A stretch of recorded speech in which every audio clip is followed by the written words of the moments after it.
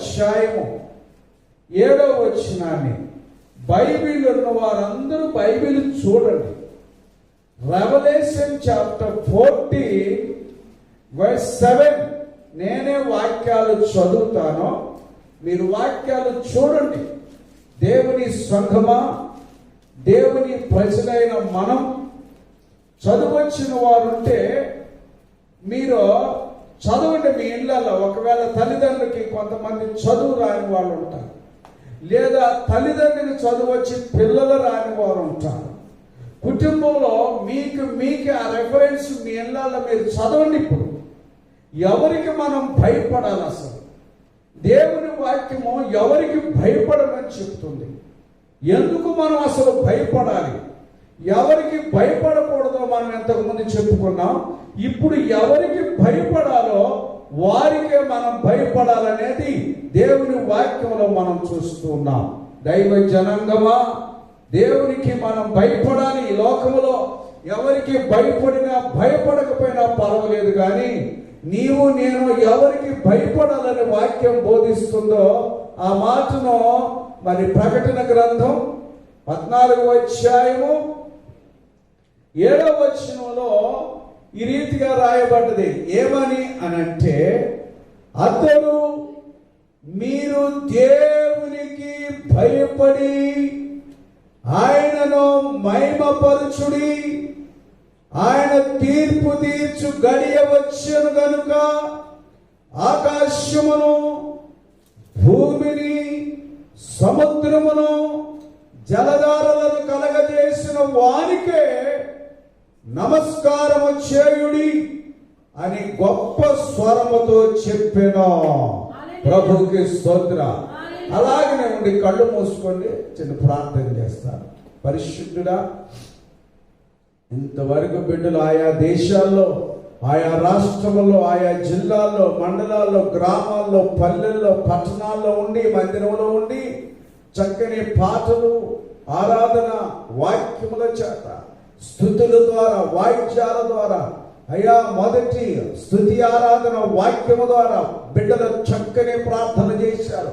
ఈ ప్రార్థన ద్వారా తండ్రి నీ కృపతో ఎంతవరకు చక్కని కరెంటును, సౌండ్ సిస్టాన్ని ఇచ్చారు. మీకు వందనాలు, నీకు మహిమ చెల్లిస్తున్నా. నీ దాసుని నాయన ఈ మధ్యాహ్న కాలం మీ రక్తముతో కడగండి నాయన, మీ రక్తముతో శుద్ధి చేయండి నాయన. అయ్యా నీ శిలవ చోటును దాసును మరుగుపరచండి.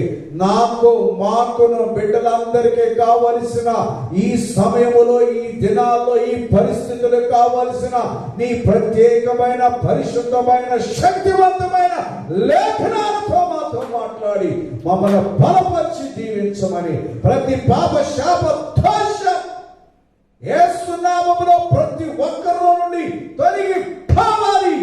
ప్రతి హృదయం నీ మాటల చేత తెరవబడాలి, స్వస్థపరచబడాలి, ధైర్యపరచబడాలి, ఆరోగ్యము, ఆయుష్తో, ఆశీర్వాదములతో నీ బిడ్డలు నింపబడాలని వాక్యము ద్వారా సమస్త మహిమ మీకు ఆరోపిస్తున్నాం. యేసు నామములో ప్రార్థిస్తున్నాం పరమ తండ్రి. ఆమేన్. Praise the lord. దేవునికి స్తోత్రం. ప్రభువు మంచి దేవుడు, గొప్పవాడైన, ప్రేమాస్వరూపి, దయాదాక్షిణ్య పూర్ణుడైన. వాక్యంలోనికి వెళ్తున్నాం. అందరూ కూడా జాగ్రత్తగా వాక్యాన్ని వినాలి. ఈరోజు వాక్య భాగం ఏమిటంటే,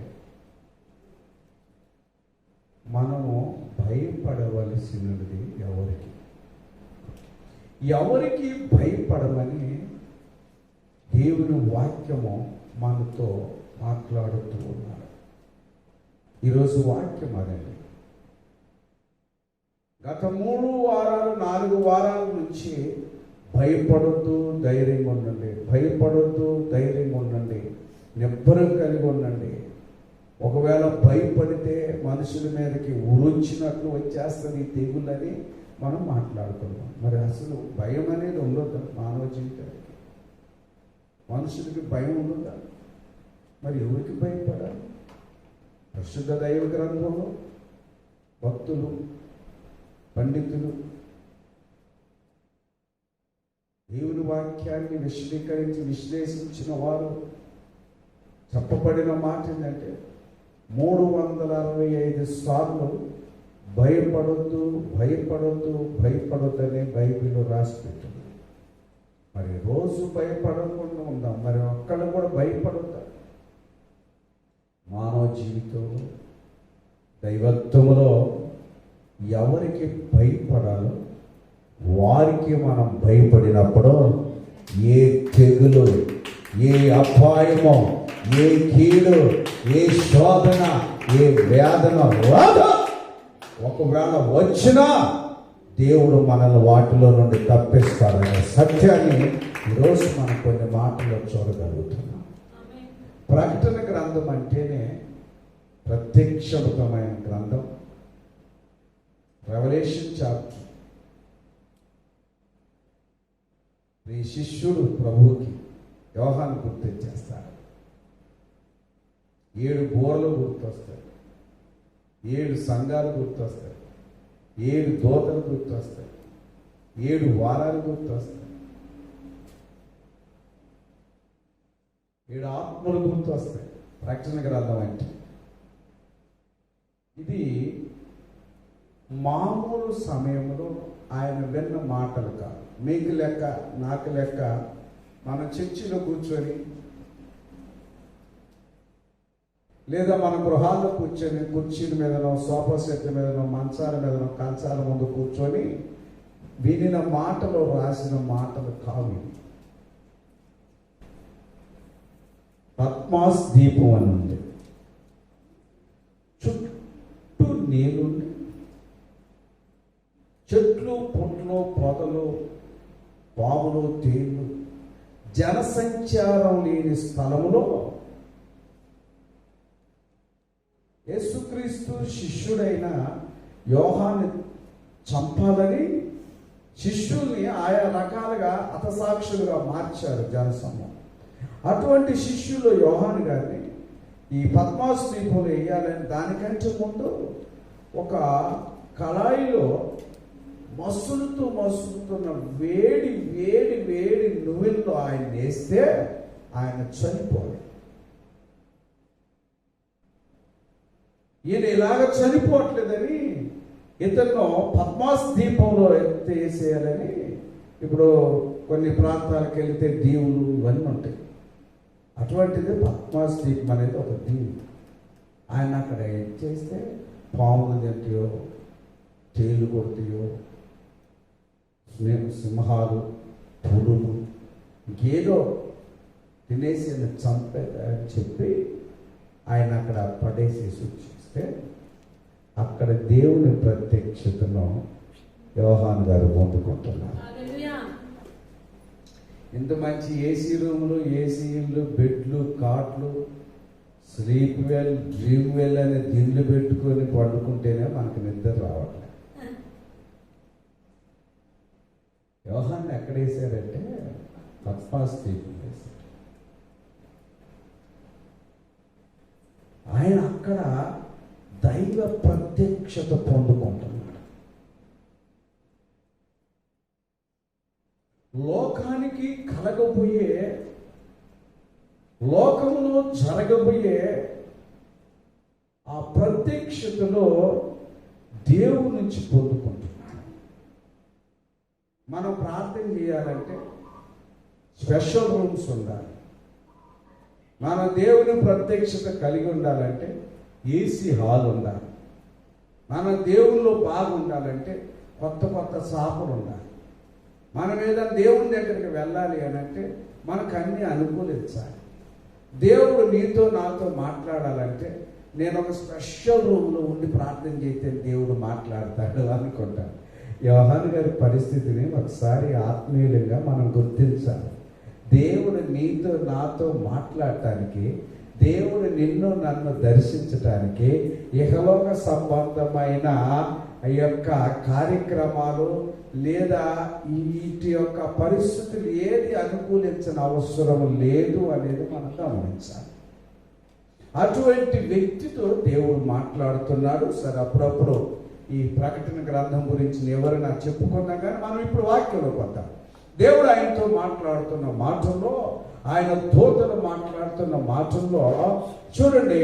ప్రకటన గ్రంథం 14వ అధ్యాయములో 7వ వచనంలో మన వాక్య భాగంలోనికి, మన ప్రాముఖ్యమైన అంశంలోనికి వస్తూ ఉన్నాం. మీరు, నేను, మనము, ప్రపంచ యావత్తు ఒక్క ఆయనకే భయపడాలి. ఆయనే నజరేయుడైన యేసు. యేసుకు మాత్రమే, సృష్టికర్తకు మాత్రమే మనమందరం భయపడే మార్గాన్ని ఎంచుకోవాలి. ఆయన ఒక్కడికే నువ్వు భయపడాలి. లోకల్ ఎవరికి భయపడిన అవసరం లేదు, దేనికి భయపడని అవసరం లేదు. ఎవరెవరు భయపడాలంటున్నారో మనం ఒకసారి 6వ వచనం చూద్దాం. బైబిల్ ఉన్నవారు ప్రకటన గ్రంథం 14వ అధ్యాయంలో 6వ వచనాన్ని చదువుదాం. అప్పుడు మరి ఒక దూతను చూచి తిని, అతడు భూనివాసులకు అనగా ప్రతి జనమునకును, ప్రతి వంశముకును, ఆయా భాషలు మాట్లాడు వారికి, ప్రతి ప్రజకును ప్రకటించున్నట్లు నిత్య సువార్త తీసుకొని ఆకాశం మధ్యమున ఎగురుచు ఉండెను. అతడు, మీరు దేవునికి భయపడుడి, ఆయనను మహిమపరచుడి, ఆయన తీర్పు తీర్చు గడియ వచ్చును గనుక ఆకాశమును, భూమిని, సముద్రమును, జలధారలను కలగజేసిన వారికే నమస్కారము చేయుడి అని గొప్ప స్వరముతో చెప్పాడు. చూసారా? ఒకసారి ఇటువైపు చూడండి. మనం ఎవరికి భయపడాలండి? చెప్పండి. మనం ఎవరికి భయపడాలి? దేవునికి భయపడాలి. ఎందుకు భయపడాలి దేవునికి అంటే, ఆయన తీర్పు తీర్చేవాడు. దేవునికి నీవు నేను ఎందుకు భయపడాలంటే, వాని వాని క్రియల చొప్పున తీర్పు తీరుస్తూ ప్రతిఫలాన్ని ఇచ్చే దేవుడు కాబట్టి ఆయనకు మనం ఖచ్చితంగా భయపడాలి. రాబోయే దినాల్లో, రెండవ రాకడ దినాల్లో మనం ఉంటున్నాం. ఆయన రాకడకు ముందు ఏమి జరగబోతున్నాయో మత్తయి చెప్పాడు 24వ అధ్యాయం, మార్కు చెప్పాడు, లూకా రాశాడు, దానియేలు గ్రంథంలో ఉన్నాయి, ప్రకటన గ్రంథంలో ఉన్నాయి. ఆయన రాకడకు ముందు గుర్తులు, సూచనలు అవన్నీ కూడా నేను చెప్పబడిన ఈ గ్రంథాల్లో ఉన్నాయి, ఇంకా అనేకమైన గ్రంథాల్లో కూడా ఉన్నాయి. ఇప్పుడు మనం ఆయన రాకడ దినాల్లో ఉన్నాం కాబట్టి ఆయనకి ఎందుకు భయపడాలనంటే, ఆయన భూమిని, ఆకాశమును, సముద్రమును, జలధారలను కలగజేసిన కనుక ఆయనకే మనం భయపడాలి, మన దేవునికి. అందుకే భయపడాలి. ఈ కరోనాకి ఎంత భయపడుతుంటే మన దేవునికి మనం ఎంత భయపడాలి? అసలు ఈ వ్యాధులకే ఎంత భయపడుతున్నాం, ఈ మనుషులకే మనం ఎంత భయపడుతుంటే, భూమిని, ఆకాశమును, సముద్రమును, జలధారలను, ఈ సమస్తాన్ని సృష్టించిన సృష్టికర్త అయిన దేవునికి మరి ఎక్కువగా మనం భయపడాలి. దేవునికి మనం భయపడాలి. దేవునికి భయపడే మనిషి ఖచ్చితంగా దైవజనుడికి భయపడతాడు, పాపానికి భయపడతాడు, అన్యాయానికి భయపడతాడు, అక్రమ చేయటానికి భయపడతాడు. ముందు మనం అనుకుంటాం నేను భయపడేది దేవునికి తెలిసినంట. అవన్నీ కూడా సరి అయిన మాటలు కావచ్చు, దానికి సాక్ష్యాధారాలు లేవు, దానికి ఒక బలకరమైన మాట జీవితం ఉండదండి. నిజంగా దేవునికి భయపడేవాడు ఖచ్చితంగా దైవజనుడికి భయపడతాడు. అది చెప్పని అవసరం లేదు. సంఘానికి భయపడతాడు, వాక్యానికి భయపడతాడు. తన జీవితము కూడా ఎప్పటికప్పుడు కూడా దేవుని యందు భయము కలిగి జీవించడానికే ఆయన ప్రయత్నం చేస్తాడు. కాబట్టి ప్రకటన గ్రంథంలో అపోస్తులైన యోహాను ద్వారా దేవుడు నీతో నాతో మనందరితో ఈ యొక్క భయంకరమైన ఈ శోధన కాలంలో ఈ రోజున ఈ మే నెల యొక్క 23వ రోజు ఆదివారం 23వ తారీఖు ఆదివారం శుభదినమున దేవుడు మనతో మాట్లాడుతున్న మాట ఏంటంటే దేవునికి భయపడుడి. అందరూ అనేక రకాలైన ప్రసంగాలు చేస్తున్నారు. భయపడొద్దు, భయపడొద్దు, భయపడొద్దు. దేవునికి భయపడాలి. ఈ రోజు నీతో నాతో దేవుడు మాట్లాడుతున్నాడు. దేవునికి భయపడే వ్యక్తి జీవితం అసలు దేవుని యందు భయము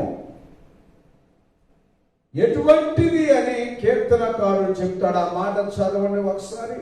కీర్తన భాగములో నుండి కీర్తన భాగం 19వ కీర్తన 9వ వచనం.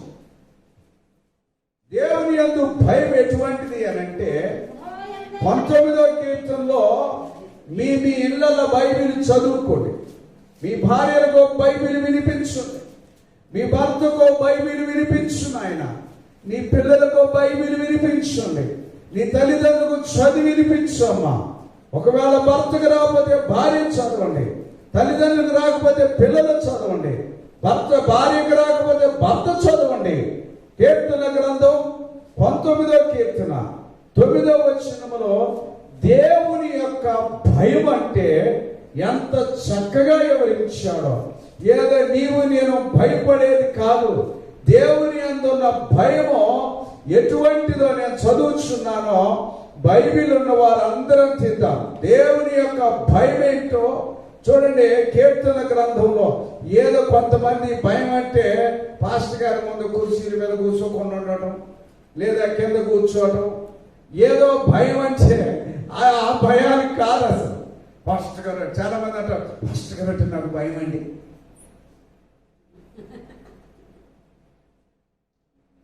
ఆయన ముందు భయపడతాం, ఆయన పోయినాక ఎంతగానో తిడతాం. భయం అంటే పరిశుద్ధ గ్రంథం ఏ విధంగా తెలియపరుస్తుందో మనం చూడాలి. అప్పుడప్పుడు లావణ్యాక మన సతీష్ అన్న గురించి చెప్తుంది.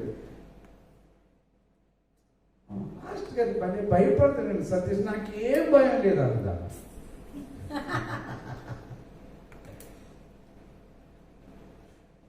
పవిత్రమైన జీవితం కలిగిన వాళ్ళు ఈ లోకంలో దేనికి భయపడరు, దేవునికి మాత్రమే భయపడరు. పరిశుద్ధమైన జీవితం కలిగి ఉంటుంది.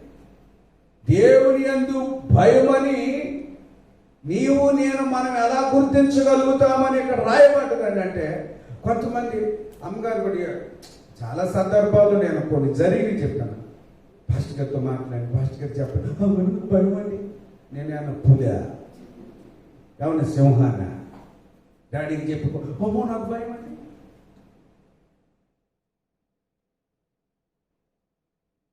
పవిత్రమైన భయం ఉండదు, ఎవ్వరికి భయపడ.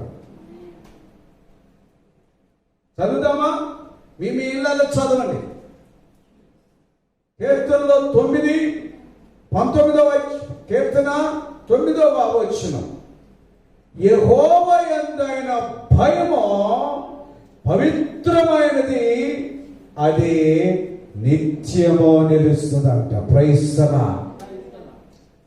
ఏదో ఒక రోజు ఉండి, 2 రోజులు ఉండి, 3 రోజులు ఉండి, 1 నెల ఉండి, 1 సంవత్సరం ఉండిపోయే భయం కాదు ఇది. నిత్యము నిలుస్తుంది దేవుని యందున్న భయం అంట.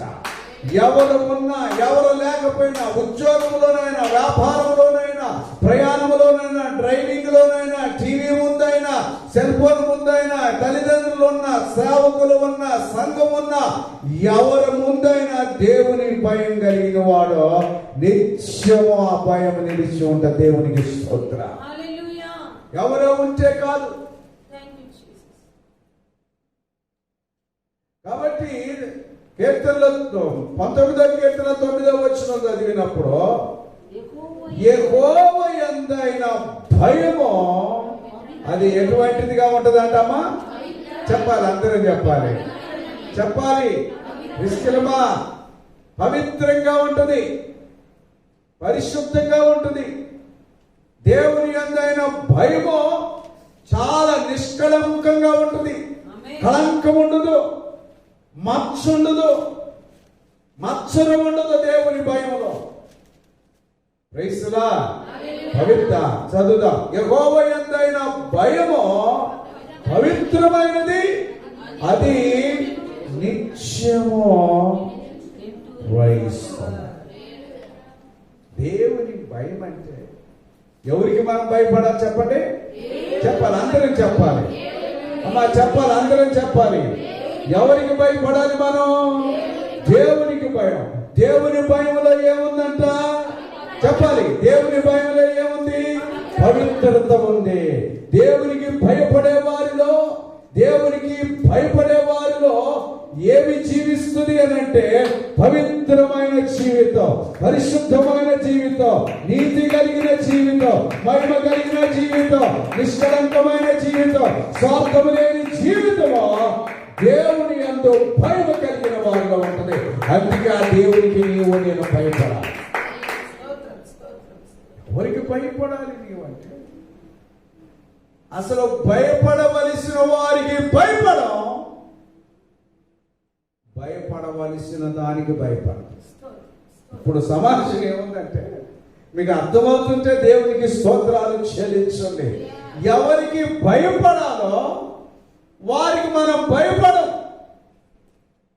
ఎవరికి భయపడకూడదో వారికి భయపడుతున్న రోజులు ఇవి. కాబట్టి అపోస్తలుడైన యోహాను గారు పద్మాసు దీపములో ఉండి దేవుని ప్రత్యక్షత కలిగి ప్రకటన గ్రంథం 14వ అధ్యాయం 7 వచనాల్లో చూస్తే మీరు దేవునికి భయపడడి. ఎందుకు అనంటే భూమిని, ఆకాశమును, సముద్రములను, జలధారలను, సమస్త సృష్టిని కలగజేసిన వాడు కనుక ఆయనకు భయపడాలి. ఆయనకు భయపడి ఆయనను మాత్రమే మనం మహిమపరచుదాం గాక. ఆయనకు ఒక్కడికే నమస్కారం చేయడం గాక.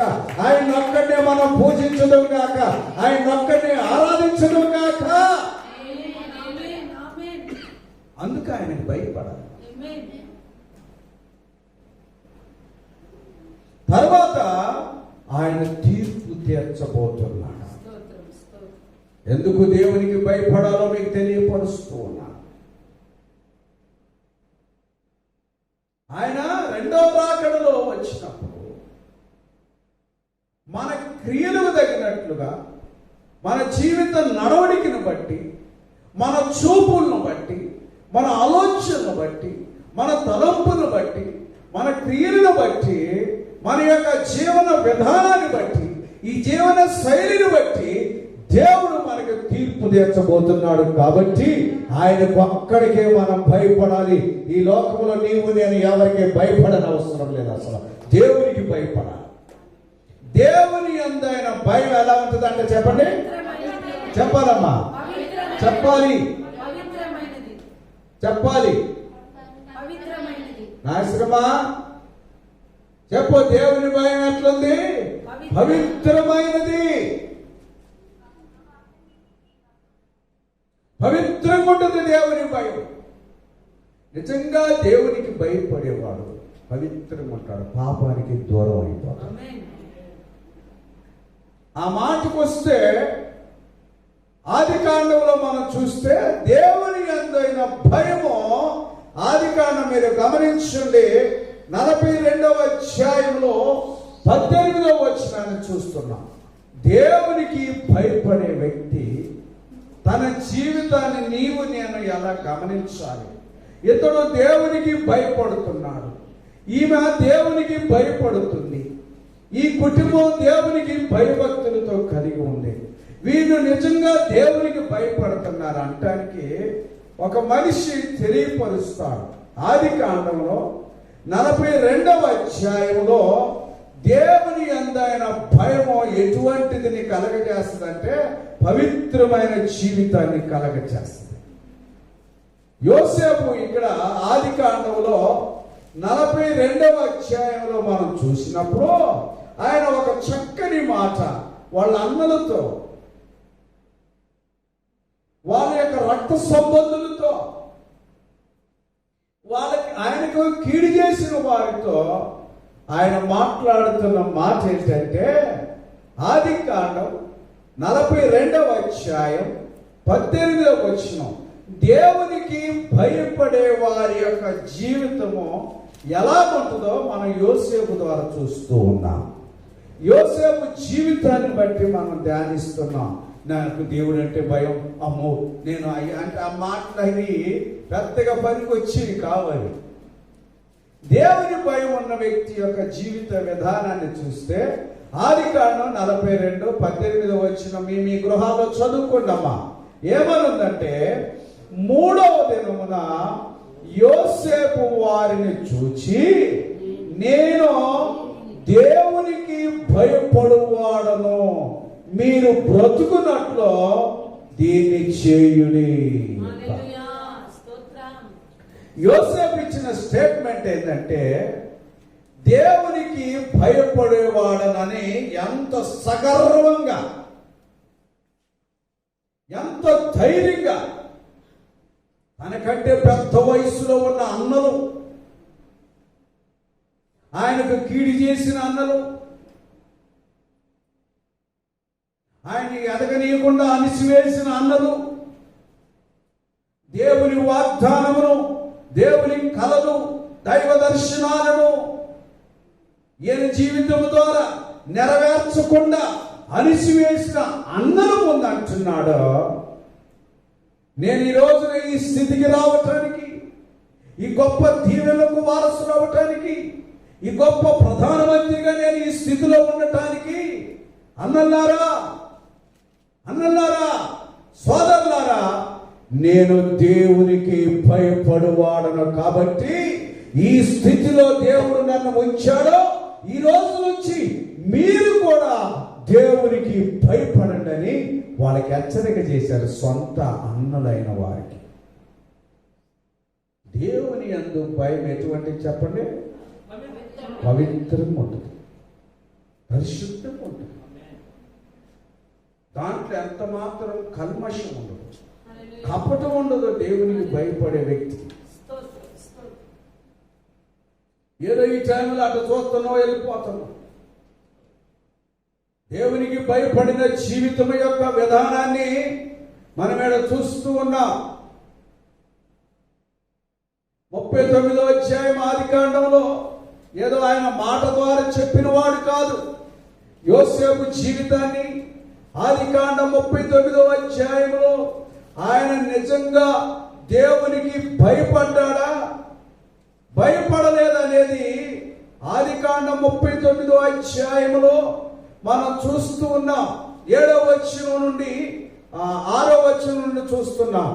ఆదికాండం 39వ అధ్యాయము 6 నుంచి చదువుతున్నాం. ఏదో ఆయన మాటల ద్వారా నేను దేవునికి భయపడతాను, పాస్టర్ గారు నాకు భయం అనే మాటల ద్వారా చెప్పిన వ్యక్తి కాదేనా.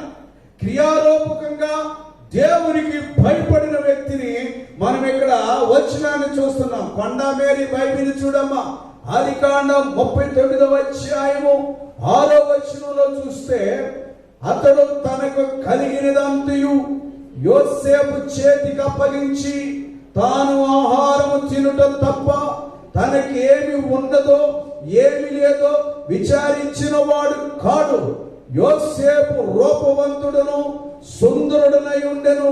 అటు తరువాత అతని యజమానుని భార్య యోసేపు మీద కన్ను వేసి తనతో శయనించమని చెప్పెను. అయితే అతడు ఒప్పక, నా యజమానుడు తనకు కలిగినదంతయు నా చేతికి అప్పగించెను కదా, నా వశమున తన ఇంటిలో ఏమి ఉన్నదో అతడు ఎరుగడు. ఈ ఇంటిలో నాకంటే పైవాడు ఎవడనూ లేడు. నీవు అతని భార్యవైనందున నిన్ను తప్ప మరి దేనిని నాకు అప్పగింపక ఉండలేదు. కాబట్టి నేనెట్లు ఎంత ఘోరమైన దుష్కార్యము చేసి దేవునికి విరోధముగా పాపము కట్టుకొందనని తన యజమానుని భార్యతో నేను దినదినము ఆమె యోసేపుతో మాట్లాడుచుండెను గాని అతడు ఆమెతో శయనించుటకైనను ఆమెతో నుండుటకైనను ఆమె మాట విన్నవాడు కాడు. అట్లుండగా ఒకనాడు అతడు తన పని మీద ఇంటిలోనికి వెళ్ళినప్పుడు ఇంటి మనుషుల్లో ఎవ్వరూ అక్కడ లేరు. అప్పుడు ఆమె అతని వస్త్రము పట్టుకొని తనతో శయనింపమని చెప్పగా అతడు తన వస్త్రమును ఆమె చేతిలో విడిచిపెట్టి తప్పించుకొని బయటకు పారిపోయిను. అతడు తన వస్త్రమును ఆమె చేతిలో విడిచి తప్పించుకొని పోవుట ఆమె చూసినప్పుడు తన ఇంటి మనుషులను పిలిచి, చూడుడి, అతడు మనల్ని ఎగతాళి చేయుటకు ఒక ఎబ్రీని మన యొద్దకు తెచ్చి ఉన్నాడని, నాతో శయనింపవలనని వీడు నా యొద్దకు రాగా నేను పెద్ద కేక వేసి తిని, నేను బిగ్గరగా కేక వేయట వాడు విని నా దగ్గర తన వస్త్రమును విడిచిపెట్టి తప్పించుకొని పోయిటకు పారిపోయినని వారితో చెప్పెను. దేవునికి స్తోత్రం. దేవుని భయం ఉన్న వ్యక్తిని, దేవునికి భయపడిన వ్యక్తిని మన ఈ రోజున జ్ఞాపకం చేస్తున్నాం.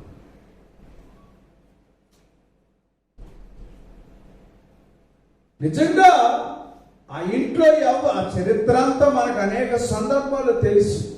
నేను పెద్ద వివరించడానికి కాదు. దేవునికి భయపడే వ్యక్తి యొక్క గుణాన్ని మనుషులు ఉండా లేకపోయినా, ఆయనకు అధికారం ఉన్న అవకాశం ఉన్నప్పటికీ యోసేపు దేవునికి భయపడ్డాను అనే దాంట్లో మనం నమ్మటానికి ఎటువంటి సందేహం లేదు. ఎటువంటి సందేహం లేదు అసలు. అన్నలారా, నేను దేవునికి భయపడ్డాను.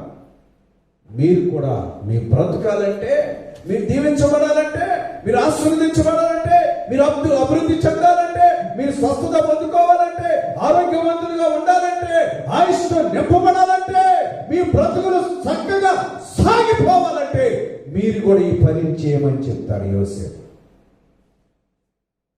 దేవునికి భయపడిన మనుషుడు యోసేపును మనం చూస్తున్నాం. దేవునికి భయపడాలి మనం, మనుషులు కాదు. మనుషులు కాదు. ఎవరున్నారా? ఆయన మనుషులు ఉన్నారా? అసలు ఇంటి యజమానుడు భార్య, రాజ్యానికి సైన్యాధిపతి అయిన భార్య, అంత హోదా కలిగిన భార్యే ఆయనతో పాపం చేయడానికి ఇష్టపడితే ఎవ్వరు లేరు ఇంట్లో. ఆ భవనంలో, ఆ భవంతిలో, ఆ ప్యాలెస్లో, అంత పెద్ద గృహంలో, అన్ని గదుల ఇళ్లలో ఏ వ్యక్తి లేరు. ఆయన, యోసేపు, పోతీఫరు యొక్క భార్య మాత్రం ఇద్దరే ఉన్నారు అంత పెద్ద భవంతిలో.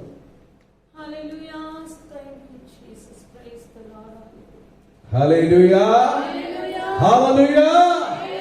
ఆయన అంటున్నాడు, ఇప్పుడు ఎవరు మన ఇద్దరి మధ్యలో లేరు, ఎవరు మనకు తోడుగా లేరు. మనం పాపం చేస్తే ఎవరు చూడకపోవచ్చు, కానీ ఒక ఆయన చూస్తున్నాడు. భూమిని, ఆకాశాన్ని, సముద్రాన్ని, నీళ్లను, సృష్టిని కలగజేసిన దేవాది దేవుడు కన్నులను నీవు నేను మూయలేం. నేను దేవునికి విరోధంగా ఆయన చూస్తున్నాను. ఆయన చూస్తూ ఉన్నాడు. నేను ఆయనకు విరోధముగా, ఆమె భార్య లేదు, భర్త లేడు ఆమెకి. రాజ్య పరిపాలన కొరకు, సైన్య పరిపాలన కొరకు భర్త ఎక్కడో పనులకు వెళ్ళిపోయాడు, ఉద్యోగానికి వెళ్ళిపోయాడు, వ్యాపారాలకు వెళ్ళిపోయాడు, సాఫ్ట్వేర్కి వెళ్ళిపోయాడు, హార్డ్వేర్కి వెళ్ళిపోయాడు, పనులు చేయడానికి వెళ్ళాడు.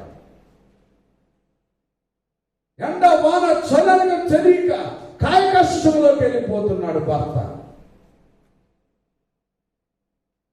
ఎంత ఛాన్స్ దొరికిందండి, అసలు ఎంత అవకాశం దొరికిందండి యోసేపుకి. పిల్లల్ని స్కూల్కి, కాలేజీకి వెళ్ళిపోయాడు. నా భార్యకు సొగసైన సుందరమైన గృహాన్ని కట్టించాలి, రాజ ప్యాలెస్ లో ఉంచాలి, నా భార్య సుఖంగా బ్రతకాలి, నా భార్యకు మేడమిట్టలు ఇస్తాను, నా భార్యకు సమస్తాన్ని రాసిచ్చాను, నా భార్య క్షేమమే నా క్షేమం అనుకొని రాత్రి మగలు ఈ రోజు నా భర్తలు ఎంత కష్టపడుతున్నారు నీకు అర్థమవుతుందా? నీ భర్త చూడకపోవచ్చు, నీ భర్త నిన్ను గమనించకపోవచ్చు, నీ సెల్ ఫోన్ నీ భర్త చూడకపోవచ్చు, సెల్ ఫోన్ లో మెసేజ్లు చూడకపోవచ్చు. ఉన్నాడు దేవుడు అని గుర్తు పెట్టుకుని దేవునికి స్తోత్రం. నీ భర్త నిన్ను నమ్మాడు, నీ భర్త నీకు అధికారాన్ని ఇచ్చాడు, నీ భర్త నీకు ఆలోచనకు లోపడుతున్నాడు, నీ భర్త నువ్వేం చేయమంటే దాన్ని అంగీకరిస్తున్నాడు. తన ప్రతికూల పరిస్థితుల్లో కూడా, తనకి ఇష్టం లేనిది కూడా, తనకు నష్టమైనది కూడా, తనకు బాధ కలిగేది కూడా అన్నీ భరించి ఓర్చుకొని ఉంటే ఒక భార్యగా నువ్వేం చేయగలుగుతున్నావు? దేవుడి రోజున మనతో మాట్లాడుచున్నాడు. ఎవరికి భయపడుతున్నావు? ఎవరితో మాట్లాడుతున్నావు? ఏ మెసేజ్లు ట్రాన్స్ఫర్ చేసేస్తున్నావు అనేది ఈ రోజున యోసేపు ద్వారా దేవుడు మాట్లాడుతున్నాడు మనతో. ప్రైజ్.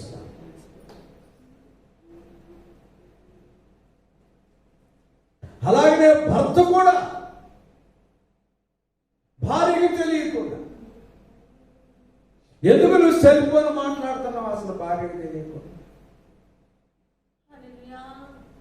ఎందుకు భార్యకి తెలియకుండా వాట్సాప్ నువ్వు వాడుతున్నావు? ఎందుకు పిల్లలు తెలియకుండా నీ వాట్సాప్ అలాగ వాడుతున్నావు? పిల్లలందరూ పట్టుకున్నాక సైలెన్స్ మూడ్లో పెట్టి వాట్సాప్ని ఎందుకు రాత్రులు చూస్తున్నావు? ఎందుకు పగలు చూస్తున్నావు? పొద్దున్న దాకా రాత్రి దాకా ఎందుకు నీ యొక్క ఫోన్ బిజీ వస్తుంది? తల్లిదండ్రులకు తెలియకుండా పిల్లలకు తెలియకుండా తల్లిదండ్రులు. దేవుడు చూస్తున్నాడని భయం ఉందా? దేవుడు చూస్తున్నాడని భయం ఉందా? దైవ జనాంగమా, యోసేపు అంటున్నాడు, నేను దేవునికి భయపడేవాడను, నేను దేవునికి భయపడేవాడను. నన్ను నా తండ్రి చూడలేస్తే కాదు, నా పిల్లలు చూసేటప్పుడు కాదు భయపడేది.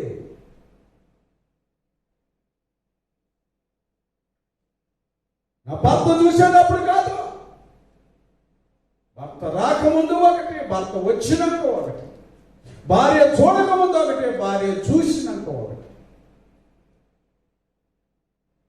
ఈరోజు వాక్య భాగానికి మనం ఇదేలు కాగలిగితే గొప్ప దీవెన కలుగుతుంది. నేను ఎవ్వరు ఆశీర్వదించలేరు, ఎవరు నేను దీవించలేరు. ఎవరికి తెలియదు అనుకుంటాం మనం చేసే పాపాలు, మన దేశ దోషాలు ఎవరికి తెలియదు. నా భర్తకు అసలు తెలియదు, నేను చేసేది నరమాంతుడికి తెలియదు అనుకుంటావు, కానీ దేవునికి తెలుసు. ఉన్నాడు దేవుడైనా, ఆయన ఉన్నాడు. ప్రైజ్ ది లార్డ్, హల్లెలూయా. ఉన్నాడు దేవుడు నాకు తోడు, విడనాడెన్నడు ఎడబాయడు,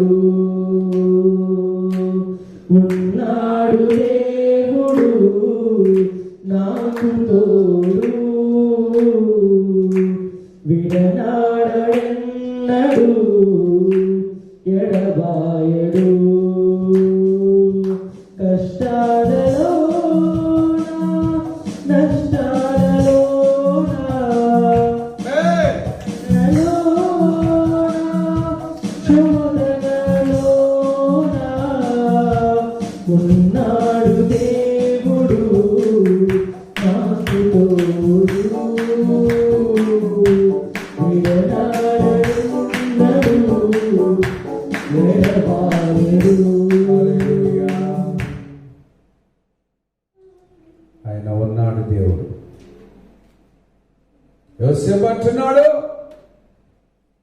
నేను దేవునికి చెప్పాలి, దేవునికి భయపడువాడు. అన్నలారా, నా జీవితం లెక్కే, నా కుటుంబం వలె, నా బ్రతుకు వలె మీరు కూడా ఉండాలి. మీరు కూడా దీవించబడాలంటే ఆ దేవునికి భయపడండి అని ఒక తమ్ముడుగా అందరికి ఇస్తున్న హెచ్చరిక మాటలు. హల్లెలూయా. దేవునికి భయపడాలి. ఒక చెల్లిగా నువ్వు ఉంటే, ఒక అక్కగా ఉంటే, ఒక తండ్రిగా ఉంటే, ఒక అన్నగా ఉంటే, ఒక తమ్ముడిగా ఉంటే, ఒక భార్యగా ఉంటే, ఒక భర్తగా ఉంటే, ఒక పిల్లగా ఉంటే, ఒక తల్లిదండ్రులుగా ఉంటే, నీవు ఈ మాటను, నేను ఈ మాటను మనం పలుకుదాం కాక. నేను దేవునికి చెప్పాలి. మీరు కూడా ఇట్లా బతకాలి, ఈ జీవితం అనుభవించాలంటే మీరు కూడా దేవునికి భయపడని చెప్పారు. మనం చెప్పాలి, ఎవరికి భయపడాలి? మనం దేవునికి భయపడాలి. దేవుడు లేడనుకున్నావా? ఒకవేళ ఇప్పుడు మనం వెచ్చలవిడిగా తిరుగుతున్నంత మాత్రాన, వెచ్చలవిడిగా మాట్లాడుతున్నంత మాత్రాన, వెచ్చలవిడిగా చూస్తున్నంత మాత్రాన, వెచ్చలవిడిగా పాపంలో మునిగి ఉన్నంత మాత్రాన దేవుడు లేడనుకుంటున్నావా? దేవుడు తీర్పు తీర్చలేడు అనుకుంటున్నావా? దేవునికి తెలియదు అనుకుంటున్నావా? దేవుడు వినట్లేదు అనుకుంటున్నావా? మనం వింటున్నాడైనా, చూస్తున్నాడైనా. రాగయ దినాల్లో భయంకరమైన శోధన అనుభవించబోతున్నా. దేవుని భయపడి జీవిస్తే లోకం మీదకి వచ్చే ప్రతి శోధన కూడా దేవుడు తప్పిస్తాడు. దేవునికి భయపడే అనుభవాన్ని మనం ఈరోజు కోరుకున్నాం. మనుషులు కాదు నువ్వు భయపడే,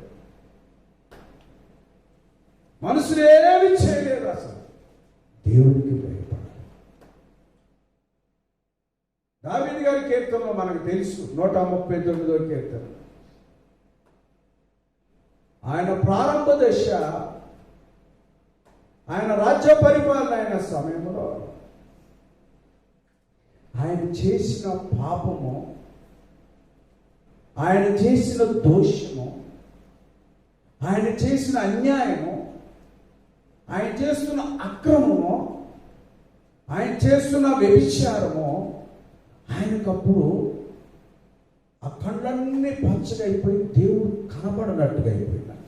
ఆయన చేసే టైంలో, ఆయన చూసే టైంలో, ఆయన మాట్లాడే టైంలో, ఈ సెల్ ఫోన్లు మార్చే టైంలో, భర్త వచ్చిన వెంటనే దిండి కింద పెట్టుకునే టైంలో, భార్య వస్తుందని అంటే జేబులో స్విచ్ ఆఫ్ చేసుకునే టైంలో,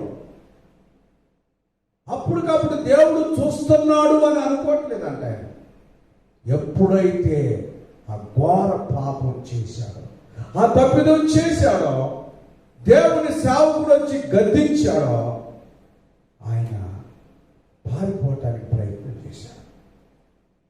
మనం సెల్ ఫోన్ మాట్లాడుతున్నప్పుడు, మనం తూర్పు రైల్లో, పడవ రైల్లో, కార్తీక దీపం, కార్తీక మాసాలు, ఇంకేయో టీవీలో, సీరియల్లో, సినిమాలు చూసేటప్పుడు దేవుడు భయం గుర్తు లేకుండా అయిపోతుంది, మర్చిపోతున్నారు జనాంగం. ఫేస్బుక్, ఇన్స్టాగ్రామ్, ట్విట్టర్, ఇంకేమన్నా బెటర్లు ఉంటే చెప్పండి. ఇది చూసేటప్పుడు దేవుని భయం కలగట్లేదు. నా భారత ఏం చూస్తలే. కొంతమంది ప్రభాకర్ ఉన్నాడా? స్వప్న ప్రభా ఉన్నావయ్యా? ప్రభాకరు మంచి బిజినెస్ మ్యాన్, ఆయన ఒక వ్యాపారవేత్త, ఆయన ఒక వ్యాపారం చేసేటోడు. ఆయన దగ్గర ఎంత సెల్ ఫోనే ఉంది, ఎంత సెల్ ఫోన్. ఒక ఉదాహరణ చెప్తున్నాను, వాళ్ళైతే చాలా మంచోళ్ళు కానీ చెప్తారు. ఇంత సెల్ ఫోన్ ఉంటుంది, ఉంటే చూపెట్టరాదు, చూస్తారు. నీ సెల్ ఫోన్ దగ్గర ఉంటే చూపెట్టరాదు. ఇంతే ఉంటుంది ఆ సెల్ ఫోన్. వచ్చేయి పోయేయే, దాంట్లోకి ఏముండవు. అది చూడండి, సెల్ ఫోన్ సంస్థ ఎప్పుడు పుట్టిందో ఆ యొక్క ఫోన్ అది. ఆ ఫోన్ని ఒక వ్యాపారం చేసే వ్యక్తి అది వాడుతుంటే వాళ్ళ భార్యకు ఇప్పుడు చూస్తున్న పెద్ద ఫోన్లో చూస్తున్నారు.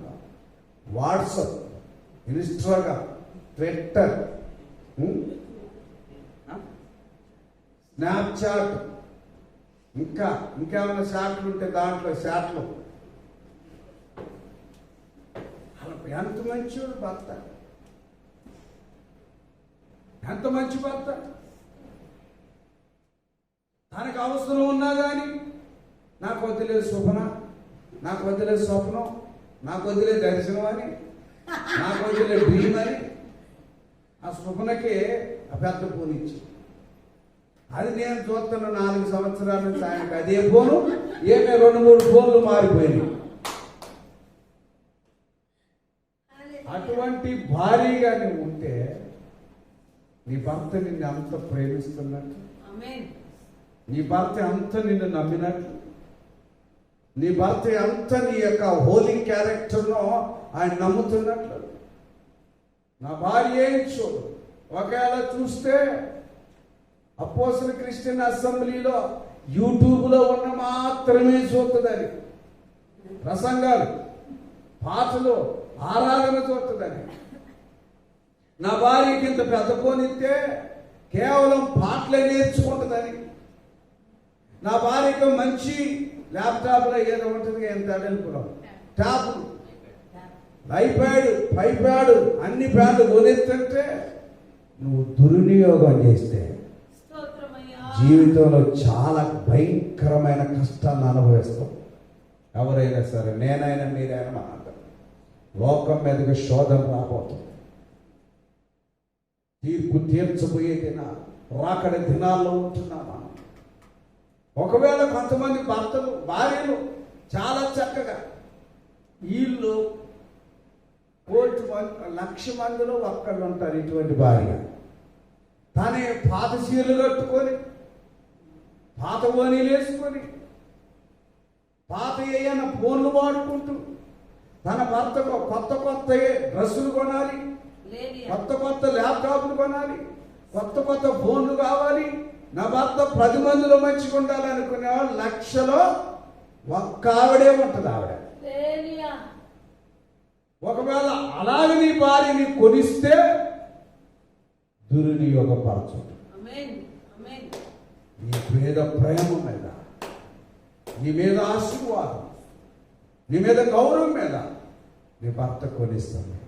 నా భార్య చూడట్లేదు, నాకు ఎంత మంచి ఫోన్ ఇచ్చిందని దుర్వినియోగపరిస్తే ఉన్నాడైనా, ఆయన ఉన్నాడు. తీర్పు దినం రాబోతుంది. శ్రమల కాలాల్లో నడవబోతున్నాం, శోధన కాలం రాబోతున్నాం.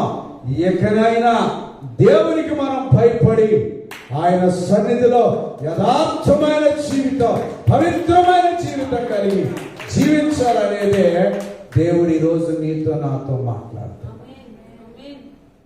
దావీదు గారు కన్ను మిన్ను తెలియకుండా ఘోర పాపమును పడినప్పుడు వెంటనే అందరికి తెలిసిపోయిందని తెలిసి ఆయన ఏం చేసిందంటే 139వ కీర్తనలో ఆయన ఇస్తున్నాడు స్టేట్, అబ్బా ఈ సంఘంలో నుంచి నేను ఎగిరిపోవాలనుకుంటున్నాడు, ఈ సమాజంలో నుంచి వెళ్ళిపోవాలనుకున్నాడు, అసలు ఈ ఊర్లో నుంచి వెళ్ళిపోవాలనుకున్నాడు, నేను ఇక్కడ ఉండొద్దు అనుకొని ఆకాశంలోకి ఎగిరిపోవాలని రెక్కలు కట్టుకుని పైకి ఎగిరితే దావీదా అయ్య బాబు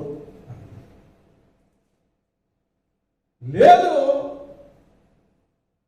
పాతాళంలో భూదిగంతంలోనికి వెళ్ళిపోవాలని ఆయన లోపలికి సరంగం వేసుకొని పోయిందంటే అక్కడ ఇప్పుడు ఎవరు లేదు. నేను పాపం చేసినట్టు ఎవరికి తెలుసు? ఎవరు చూశారు? ఎవరు లేరు అసలు. ఇక్కడ అందరూ కొత్త వాళ్ళే. ఈ సంఘంలో అందరూ నన్ను పరిశుద్ధురాలు అంటారు, ఈ సంఘంలో అందరూ పరిశుద్ధుడే అంటారు. ఈ సంఘంలో నేను పాట పాడుతుంటే, ఈ సంఘంలో నేను వాక్యం చెప్తుంటే, ఈ సంఘంలో నేను పైసలు ఇస్తుంటే, ఈ సంఘంలో దశభాగం ఎత్తుంటే, ఈ సంఘంలో మేము పరిచయం చేస్తుంటే, ఈ సంఘంలో మేము దేవుళ్ళు ప్రార్థన చేస్తుంటే, ఈ సంఘంలో మోకరిస్తే, ఈ సంఘంలో చప్పట్లు కొడితే, ఈ సంఘంలో సాక్ష్యం చెప్తే ఎవరు లేరు అనుకుంటున్నారంట. వాళ్ళు ఉన్నాడు దేవుడు నాకు తోడు, విడనాడనెన్నడు ఎడబాయడు. దావీదు గారి యొక్క అనుభవం చూస్తున్నాం. అప్పుడు ఆయన స్టేట్మెంట్ ఇస్తారు.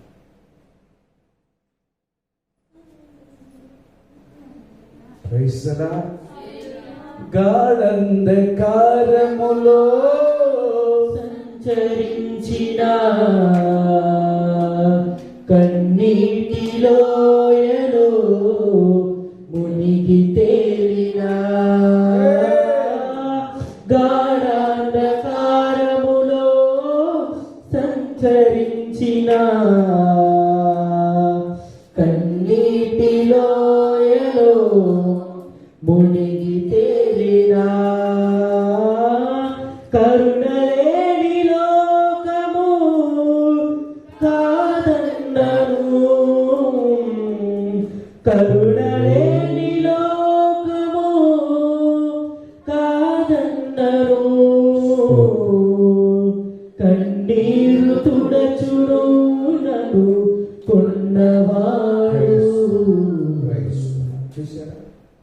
ఒకసారి 139 కీర్తన చూద్దాం. చూడండి, 139 కీర్తన ఒకసారి చూద్దాం. చూడండి, అందరు తీరు బైబిల్ మాన్య బైబిల్ చూడు,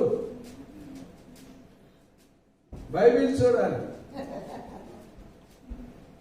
139 కీర్తనలో ఆయన తెలియక ఎటో పోయి, నేను కూర్చుండేది, నేను లేచేది, నా తలంపు, నా మనసు అంత గ్రహించిన, నా నడక, నా పడక పరిశీలిత, నా చర్యలని నువ్వు బాగా తెలుసుకున్నావు.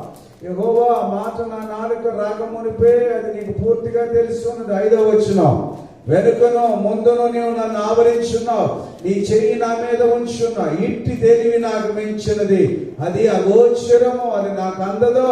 నీ ఆత్మ యొద్ద నుండి నేను ఎక్కడికి పోవుదును, నీ సన్నిధి నుండి నేను ఎక్కడికి పారిపోదును.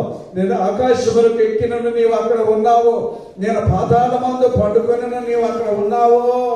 నేను ఏ కోరెక్కలు కట్టుకొని సముద్ర దిగాంతములో నివసించును, అక్కడ నీ చెయ్యి నన్ను నడిపించును, నీ కుడి చెయ్యి నన్ను పట్టుకొని అంధకారము నన్ను మరుగు చేయను, నా కలుగు వెలుగు రాత్రి వలె ఉండునని నేను అనుకుని నీ ఎడలా. Praise the Lord. ఎన్నెన్నో ప్రయత్నాలు చేశాడు దావీదు. హల్లెలూయా. దేవునికి భయపడిన యోసేపు జీవితం 2వ యోసేపుగా నీవు నేను మనం ఉందో కాక. Praise the lord. హల్లెలూయా. అన్నలారా, నేను ఎవరికి భయపడ్డాను? దేవునికి భయపడ్డోడికి ఎక్కడ ఏ లోటు ఉండదు. అసలు దేవునికి భయపడాలి. మనిషికి కాదు నువ్వు భయపడి, భర్త కాదు, భార్య కాదు. ఈ రోజు నుంచి ఇంకో కొంతమందిగా సెటైర్ లేస్తా ఉంటారు భర్తకి. నేను నీకు కాదు భయపడేది, దేవునికి భయపడాలి. ఏమంటారమ్మా? నీకు కాదు, నా సంగతి అంతా దేవునికి తెలుసు, నేను దేవునికి భయపడతానని కొంతమంది వీళ్ళు మాట్లాడే మాటలు ఉంటాయి. అసలే దుర్మార్గులు అని ఒప్పుకోగా, నేను మనుషులకు భయపడినండి. నేను అసలు అయ్యారంటే నాకు భయం లేదు, మీరు ఎందుకు భయపడతారు? దేవునికి భయపడిన ప్రతి ఒక్కరూ దైవజనుడికి భయపడతారు, ఖచ్చితంగా భయపడతారు. అసలు నువ్వు దేవునికి భయపడలేదంటేనే ఇక లోకంలో ఎవరికి భయపడ. దైవజనుడికి భయపడ్డావంటే కాస్తో కోస్తో ఏదో కొద్దిగా దేవునికి భయం నీలో ఉందని అర్థం, కొంచెమైన ఉందని అర్థం. నువ్వు దైవజనుడు ప్రభు వాక్యం మీ దీవాకం లేదు కానీ యోహాను పత్రికలో ఉంటుంది. కనిపించే మనుషుల్ని ప్రేమించలేడు, కనిపించని దేవుని ప్రేమిస్తామంటాడు. కనిపించే దైవజనుడికి నువ్వు భయపడట్లేదే, కనిపించకుండా నిన్ను దీవించే దేవునికి భయపడుతున్నావు అంటే ఎవరు నమ్ముతారు? అసలు ఎంత పవిత్రమైన భయం ఉంటుంది తెలుసా దేవునికి భయపడే వారి జీవితం. వారి మాట, వారి చూపు, వారి విధానం, వారి గుణం, వారి సుగుణం, వారి లక్షణాలు, వారి పద్ధతి, వారి క్రమం, వారి మర్యాద, వారి బైబిల్ పట్టుకోవటం, వారి పాటలు పాడటం, వారు ప్రార్థించటం, వారు మోకరించటం, వాళ్ళు లైవ్లో ఉండటం, వాళ్ళు జూమ్లో ఉండటం. పొద్దుందాకా ఆపు, ఆన్లైన్ పోతే నీకు దేవుని భయం ఉన్నట. నువ్వు అనుకున్నంత మాత్రాన దేవుని భయమా?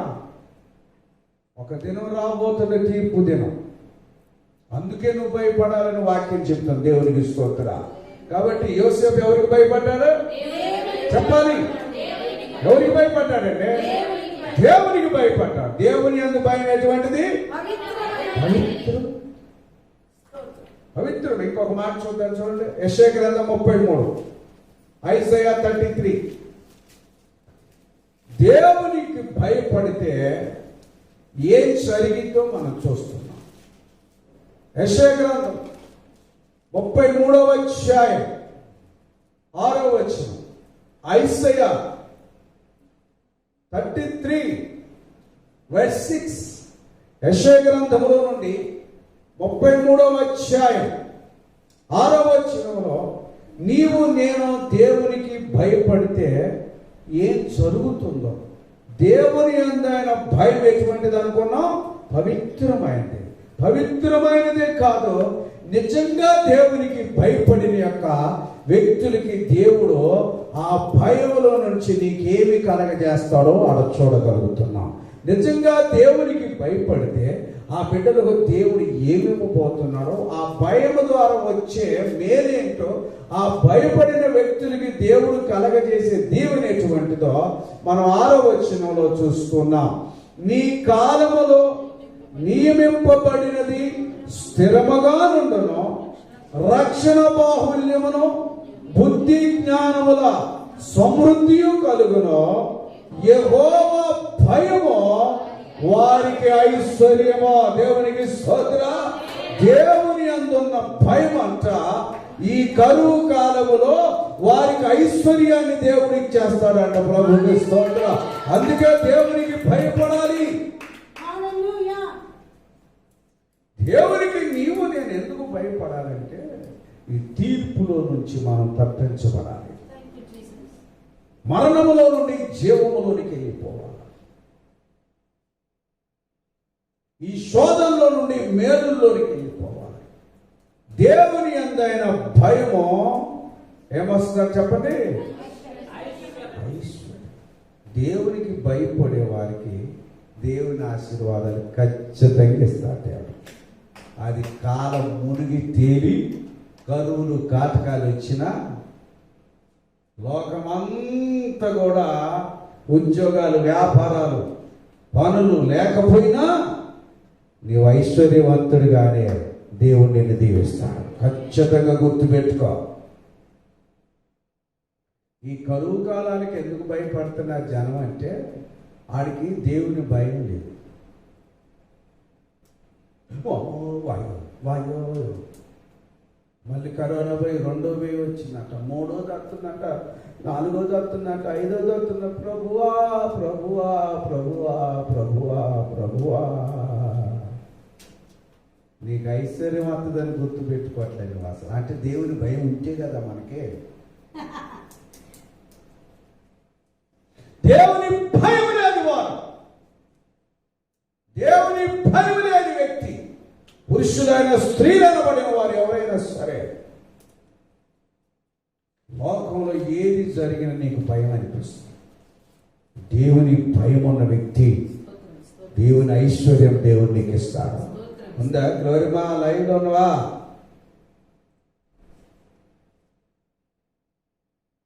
ఏం మాకు ఏడా కనపడలేదు ఎంతమందిలో. అసలే ఈ లైట్లు నాకేసారు.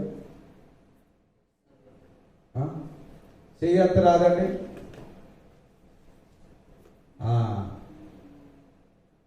దేవుని భయం ఉన్న వ్యక్తి ఏరియా కరువు కాలములో కూడా సమకూర్చాడు. తండ్రికి స్తోత్ర. రొట్టె మాంసమును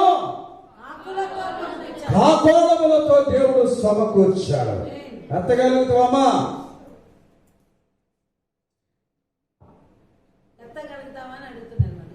ప్రైజ్ ది లార్డ్. అమ్మా స్తోత్ర. ఎంతమ్మా సమకూర్చువానికి వృత్తి మాంసమును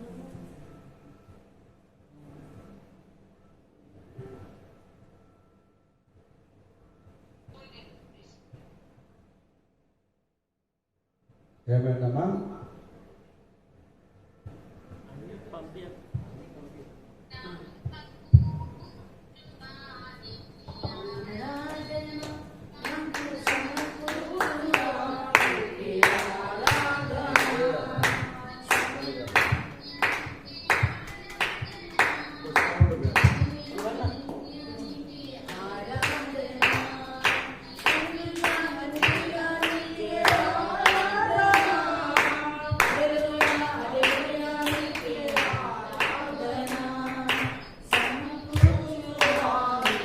ఆరాధన నాకు సమకూర్చువాని.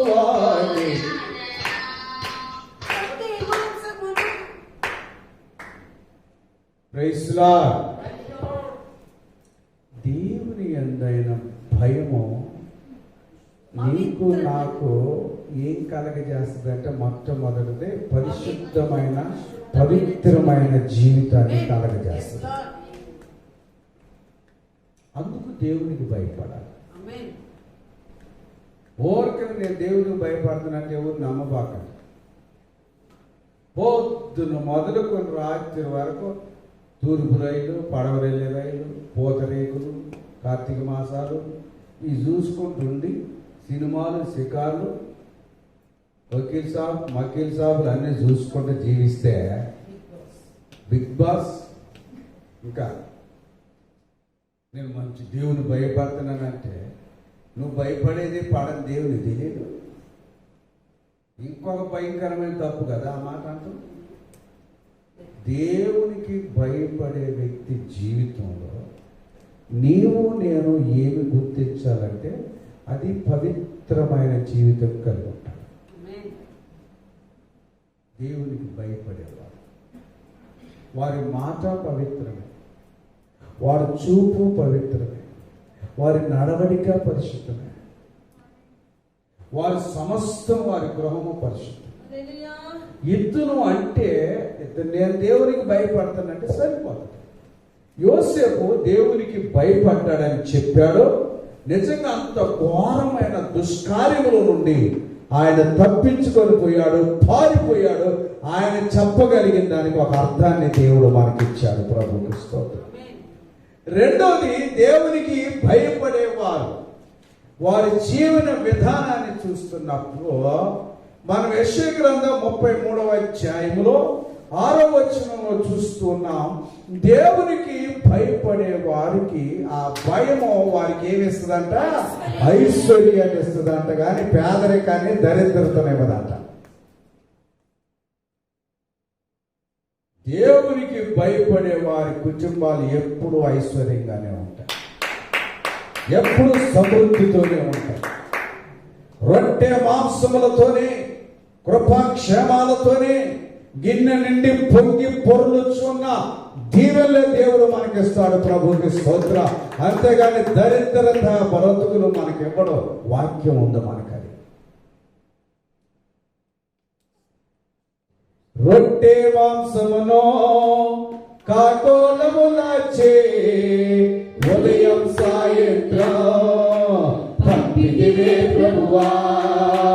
రొట్టె మాంసములో కాకోలములాచే ఉదయం సాయంత్రం పంపిదివే ప్రభువా. ఏలియాకు సమకూర్చిన యెహోవా ఈరే. ఏలియాకు సమకూర్చిన యెహోవా ఈరే. హల్లెలూయా, హల్లెలూయా నీకే ఆరాధన. హల్లెలూయా, హల్లెలూయా నీకే ఆరాధన. హల్లెలూయా, హల్లెలూయా బాబా. బాబా శమరవ శమరవ నీకే ఆరాధన. సమకూర్చువానికి ఆరాధన. నా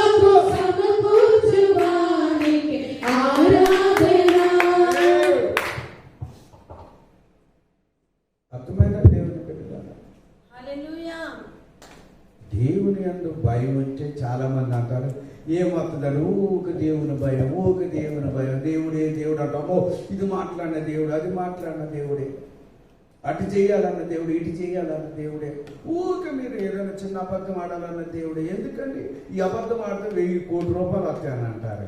1 కోటి రూపాయలకు మించిన ఐశ్వర్యమో దేవుడు నీకు అబద్ధం ఆడకుండా వేస్తాడు ఈ కష్టకాలం. హల్లెలూయా. మేము రేపు ఏనుకూరు వెళ్తున్నాం పొద్దున్న ఉదయకాలం. గవర్నమెంట్ 10 దాటితే పాస్ తీసుకోవాలి ఎమర్జెన్సీ అని చెప్పారు. అయితే మీరు ఎందుకు పాస్ కావాలి అప్లై చేస్తారు, కాసు రాయమన్నా. ఒక చిన్న మాట రాస్తే పాస్ వచ్చేది. కానీ మనం దేని కొరకు వెళ్తున్నామో అదే రాశాం.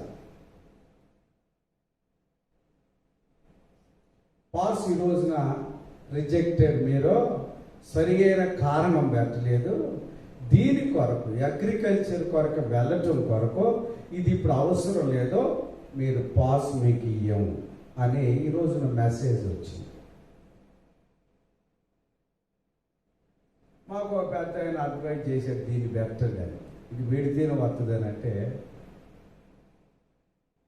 ప్రైజ్ ది లార్డ్, హల్లెలూయా. అది రాకపోయినా పర్వాలేదు, అది రిజెక్ట్ అయిపోయింది.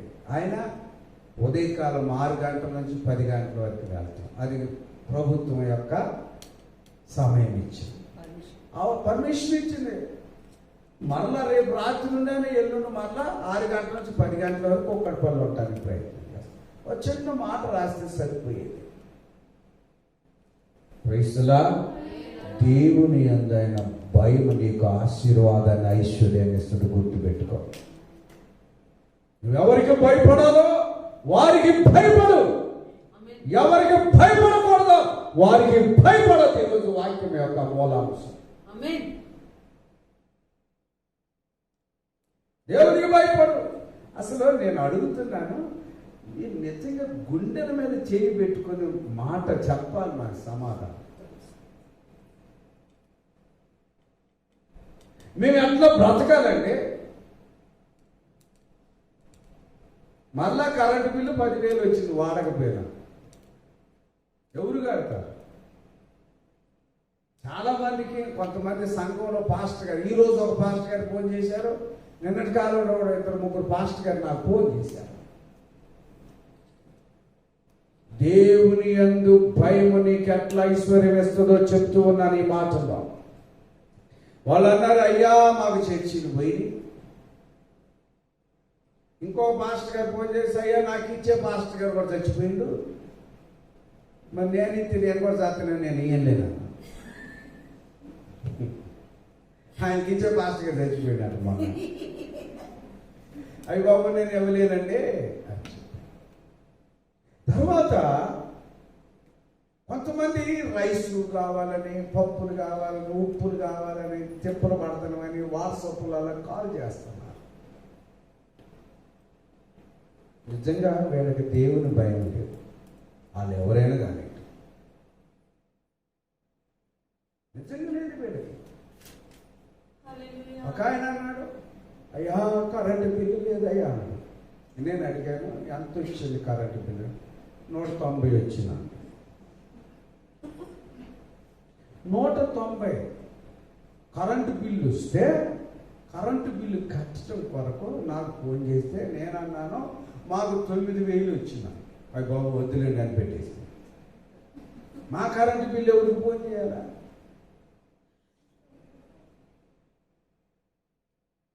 మాకెక్కడి నుంచి వస్తుంది? ఈ పరిచర్య ఎలా జరగాలి? ఇంకా నిజంగా నా దేవుని మందిరంలో నెట్ట నిలువున పులిపేట మీద ఉండి నేను మాట్లాడుతున్నాను. ఎంత మాత్రం చిన్న పదము కాదు కదా, ఒక లెటర్ కూడా తప్పు లేకుండా నేను మాట్లాడుతున్నాను. ఇంకొక దైవచేయుడు మాట్లాడాడు నన్ను, నాకు సిమ్ కార్డులో రీఛార్జ్ చేయడానికి డబ్బులు ఇవ్వాలి. దైవజనుడు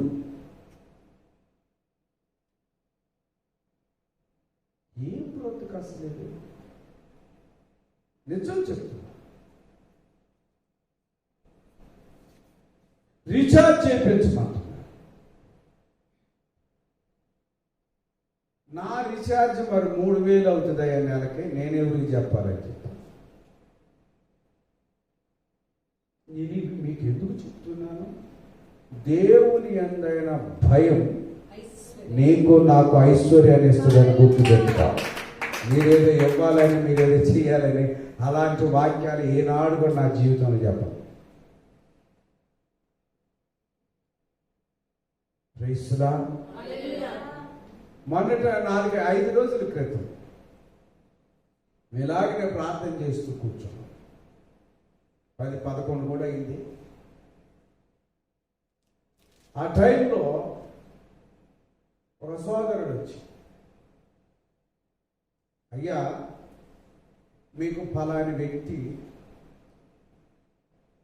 5 బ్యాగులు రైస్ పంపించారు.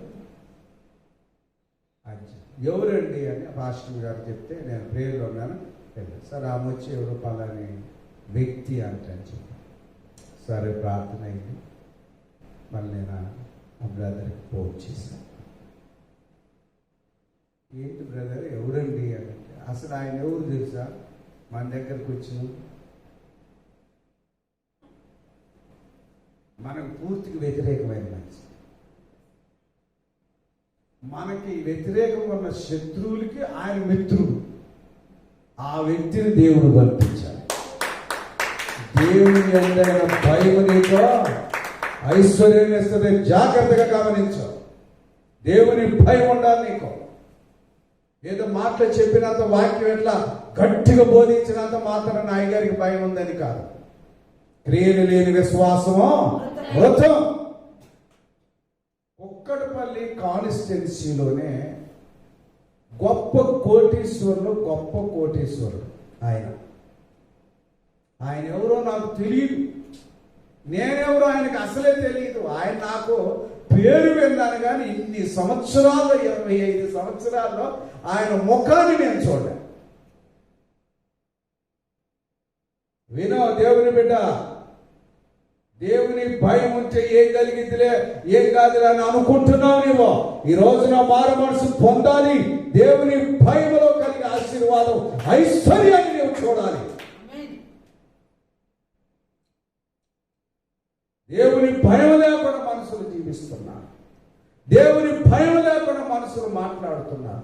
దేవుని భయం లేకుండా మనసులు కార్యాలు జరిగిస్తున్నారు. దేవుని భయం లేకుండా పరుగులు ఎత్తుతున్నారు. దేవుని భయం లేకుండా పాపంలో జీవిస్తున్నారు. నీకు అట్లా ఐశ్వర్యం అవుతుందా? దరిద్రత అవుతుందా నీకు?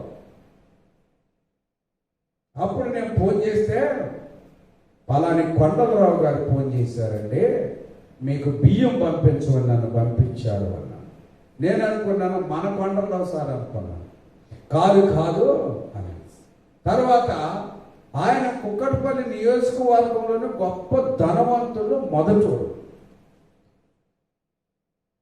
ఆయన ఒక మనిషినిచ్చి, ఆ మనిషి ఎవరు మరి?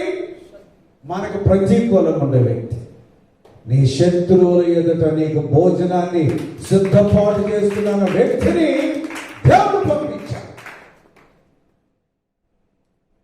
నేనన్నాను, ఆయన మరలా ఫోన్లో మాట్లాడుతుంటే వాళ్ళ కొడుకు ఎమ్మెల్సీ నవీన్ రావు గారు ఆయన పేరు. నేనన్నాను, ఆయన పంపించారండి. ఒకవేళ రాజకీయ నాయకులు కదా, చర్చి అంటే ఏమన్నా అభిమానం ఉంటుంది, రేపు రాగల ఓట్లు వేస్తామని అంటే కాదు వాళ్ళ కొడుకు కాదు, తండ్రి కొండలరావు గారే స్వయాన పంపించాడు మీకు. హల్లెలూయా. మన దేవుడు గొప్పవాడు. దేవునికి స్తోత్రం కలగాలి జీవితంలో. ఆయన ఎవరు నాకు తెలియదు, నేనెవరు ఆయనకు తెలియదు. ఆయన ముఖం నాకు తెలియదు, నా ముఖం ఆయనకు తెలియదు.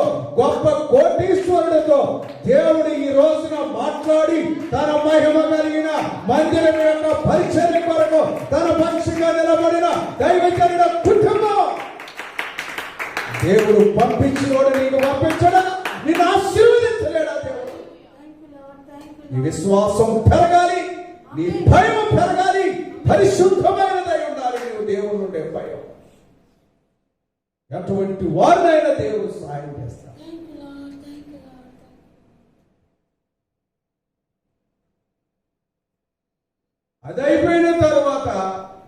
ఇంకొక యవన బిడ్డ ఎవరో మాకు తెలియదు.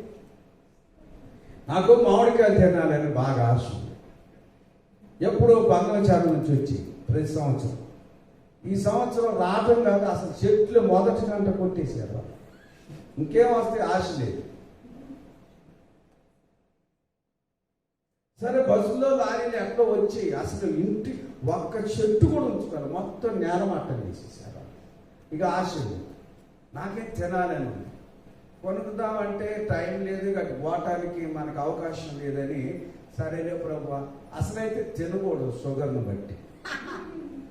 కానీ షుగర్ లేని యవన పిల్లలు అందరికంటే షుగర్ ఉన్న నాకు దరిదాపు 700 ఉండొచ్చారు అనుమానం. ఇప్పుడు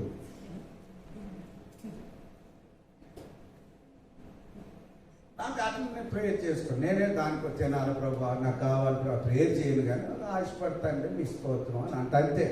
ఈ తిండి కొరకు నేను పొద్దున్న నాకు ప్రేయర్ చేయను. నేను ప్రేయర్లో ఉన్నాను. అమ్మగారికి పొద్దున్నే ఒక అమ్మాయి కారు వేయించుకొని వచ్చి ఎంత పెద్ద బుట్ట, పెద్ద బుట్టలో ఆ బుట్ట కూడా ఎంత కొత్తదో, 5 దేశాలు అదాత్మ పాతది, దాని నిండా ఉన్నాయి.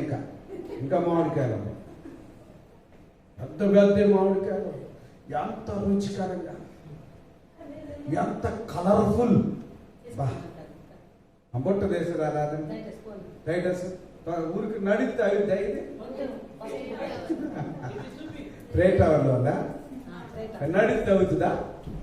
అది ఆ పిల్లలు గంతులేయాలి. కానీ ఎంత మంచి పొట్టులు అసలు. ఆమె ఇంకా 2 ఇస్తే అమ్మగారు వద్దులేండి అని అంటే, లేదా అంటే కాదు, తీసుకోండి మాకు వద్దులేమ్మా. నువ్వు కొన్నా కానీ కొన్ని మంచి కాయలు ఉండవు, తినేటప్పుడు కూడా అంత రుచిగా ఉండవు. దేవుడిచ్చింది ఎంత ఐశ్వర్యంగా ఆశీర్వాదం వచ్చింది. ప్రభుత్వ స్తోత్రం కలిగిన దేవుడు మంచివాడు. దయ్యా రండయ్యా రండి రండి తీసుకొని రండి రండయ్యా రండి. రైసులా ఎడబెట్టి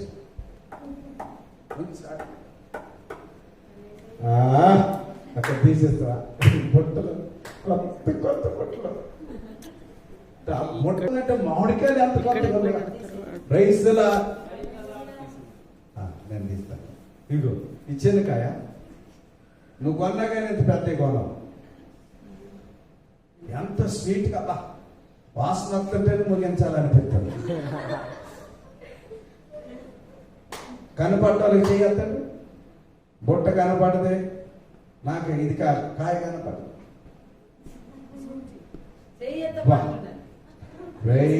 కొండ మీద అట్ట చూస్తున్నావు ఏంటి? చేయొద్దు. నువ్వు వస్తే ఇచ్చేదానివే, నువ్వు రాలేదు కాదు, ఊళ్ళో ఉన్నావు, నీకు ఎట్లా ఇస్తాం?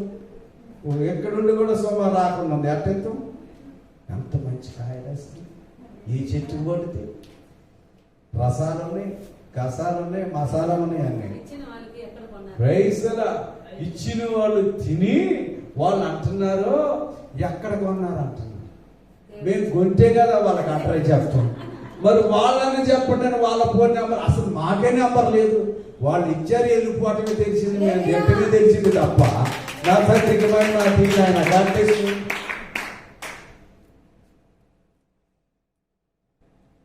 ఏది కావాలన్నా దేవుడిని దగ్గరకు తీసుకొస్తాను, ఖచ్చితంగా తీసుకొస్తాను, ఖచ్చితంగా దేవుడు చేస్తాడు. ప్రైసులా దేవుని అందు భయం ఉంచు.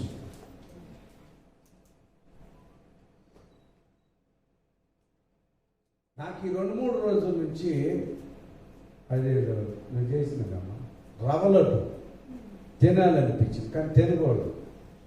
ఈ షుగర్ వాళ్ళకి లేనిపోయిన ఆశలు కొట్టి ఎక్కువ షుగర్ దేన్ని ఉత్పత్తి చేస్తుందో అదే తినాలనిపిస్తుంది.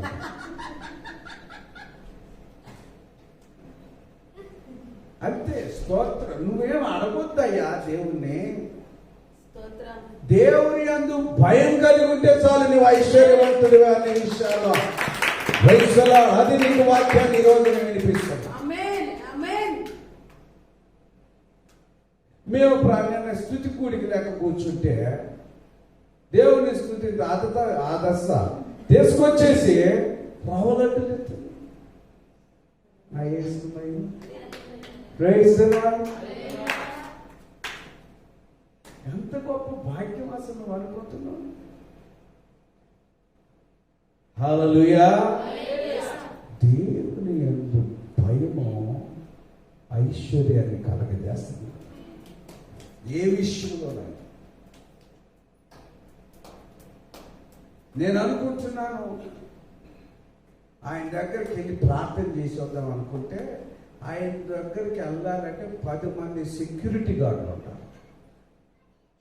ఇక ఎందుకులే కూర్చొని ప్రార్థన చేస్తాను ఇంట్లో, ఆ సెక్యూరిటీని దాటిపోయే బదులు మన దేవుని దగ్గర ప్రే చేస్తాను. దేవుని మీద మీరేదో నవ్వటానికి, ఏదో నేను కలిపిదా చెప్పటానికి మీ ముందు చెప్పట్లేదు. నేను యేసు ప్రభుకి ఎలాగైతే 12 మంది శిష్యులు ఉన్నారో, మనకి దేవుని దగ్గర ఇక్కడ సంఘం ఈ పరిచారకులు ఉన్నారు, వాళ్ళ ముందే చెప్తున్నాను మీకు.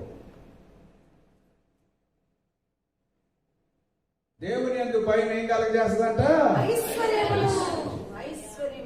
ఎవరికి భయపడాలి మనం? దేవునికి భయపడిన ఐశ్వర్యాన్ని కాళ్ళ దగ్గర దేవుడు తీసుకొస్తాడు. దేవునికి భయపడితే నీ అవసరతలన్నీ దేవుడు నీ కాళ్ళ దగ్గరకు వచ్చి తీర్చేస్తాడు. నువ్వు దేవునికి భయపడాలి. ఈ ఉదయం మధ్యాహ్న కాలంలో దేవునికి భయపడాలి సంగమా. లోకానికి కాదు, పాపం చేయకుండా ఉండటానికి నువ్వు భయపడాలని. నేను భయపడాలి. ప్రతి అవసరతలు దేవుడు తీరుస్తాడు. రేపు తీర్పులోకి వెళ్ళబోతున్నా. నువ్వెవరికి భయపడిన అవసరం, ఎవరికి నమస్కారాలు సంస్కారాలు చేయని అవసరం లేదు. దేవునికి భయపడితే రాజు పూజించే భోజనం సైతము ఏలియా దగ్గరికి కాకుల ద్వారా తీసుకొచ్చాడు. నేను అనుకుంటున్నాను, నా తండ్రికి మహిమ. నిన్నటి కాలంలో గత వారంలో జరిగిన అద్భుతమైన ఆశ్చర్యమైన కార్యాలలో ఒక గొప్ప ధనవంతుడు కుక్కడపల్లికి రాజే. అటువంటి వ్యక్తిలో నుండి దేవుడు మనకు సహాయం చేశాడు. ఆ రోజు ఉన్న దేవుడు ఈ రోజున మన పక్షంగా దేవుడు నిలబడినాడు. నువ్వు భయపడిన అవసరం లేదు, దిగులు చెందని అవసరం లేదు. దేవునికి భయపడే జీవితాన్ని నీవు నేను కలిగి ఉండాలి. హల్లెలూయా. Praise the lord. ఇప్పుడే పెద్ద ఉద్యోగానికి వెళ్ళే పనులు లేవుగా, ఇంకో గంట సేపు కూర్చున్నాం. దేవునికి భయపడదాం. దేవునికి భయపడండి. ఇప్పుడు వదిలిపెడితే ఏ టీవీ ముందో, సెల్ ఫోనో, ఏ తపాలాలు గంగాళాల ముందు కూర్చొని తింటాం తప్ప ఏముంటుందండి. ఇంకొక మాట చూద్దాం, తొందర ఇంకెవరికి భయపడాలను. మత్తయి సువార్త 10వ అధ్యాయం, మత్తయి సువార్త 10వ అధ్యాయం 28వ వచనం. Matthew chapter 10 verse 28.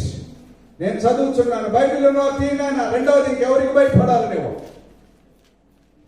మత్తయి సువార్తలో 10వ అధ్యాయంలో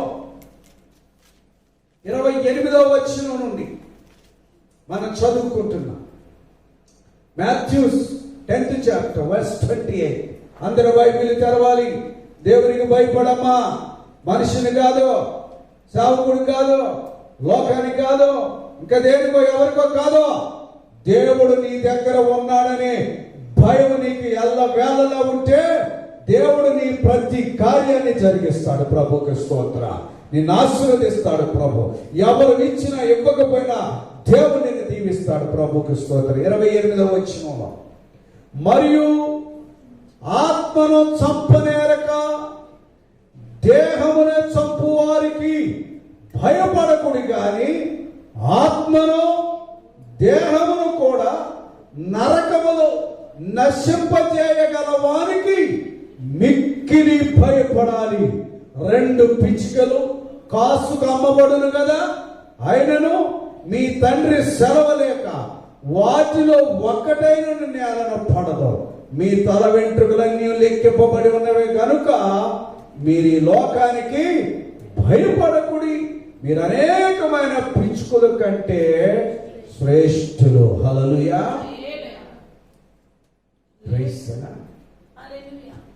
ఇంకెవరికి నువ్వు భయపడాలంటే కేవలం శరీర సంబంధంగా ఈ కరోనా నిన్ను భయపెట్టిస్తుంది.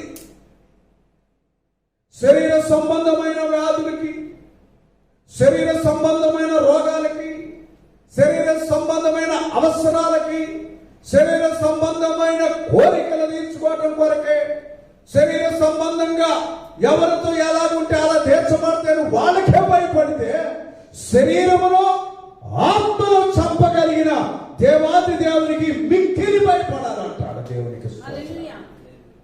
మన భయము మిక్కిలి భయపడాలి దేవునికి. ఈ శరీరం పోతే పోతుంది, ఈ శరీరం కాలిపోతే కాలిపోతుంది, ఈ శరీరం మురికైతే మురికి పెట్టింది, ఈ శరీరం పురుగులు పడితే పురుగులు పడుతుంది. ఈ శరీరాన్ని ఒకవేళ ఇక్కడ శిథిలములోనికి తీసుకెళ్ళవచ్చు, లేదా కొడతనొచ్చు, తిడతనొచ్చు. ఈ శరీరానికి వీళ్ళకి నువ్వు భయపడొద్దు. ఒకవేళ వీళ్ళకి నువ్వు అంత భయపడితే మరి శరీరాన్ని ఆత్మను కలిపి తీసుకెళ్ళి నరకములో వేయగలిగిన దేవునికి నీవు నేను మరింత భయపడాలి కదా. ఎందుకు భయపడాలి? ఈ లోకానికి ఎవరికి భయపడాలో వారికి భయపడాలి. పౌలు గారు అంటాడు, సరే మీరు తీస్తే తీసుకోండి లేకపోతే లేదు, కానీ ఆయన అంటాడు రోమపత్రికలో 7వ అధ్యాయంలో 18-19 వచనాలు అంటాడు. రోమన్ చాప్టర్ 7, రోమిలికి రాసిన పత్రికలో చదవండి అమ్మా, 7వ అధ్యాయం 17-18లో మనం ఎవరికి భయపడాలో వారికి భయపడట్లేదు, ఎవరికి భయపడకూడదో వారికి భయపడుతున్నాం. పౌలు గారు అంటాడు, నేను ఏది చేయకూడదు అనుకుంటున్నాను అది చేస్తున్నాను, ఏది చెయ్యాలనుకుంటున్నాను అది చేయట్లేదు అంటాడు ఆయన యొక్క వివరంలో. చూడండి, ఇకను దాని చేయనది నాయందు నివసించు పాపమే గాని కావున ఇకను చేయనది నాయందు నివసించే పాపమే గాని నేను కాదు.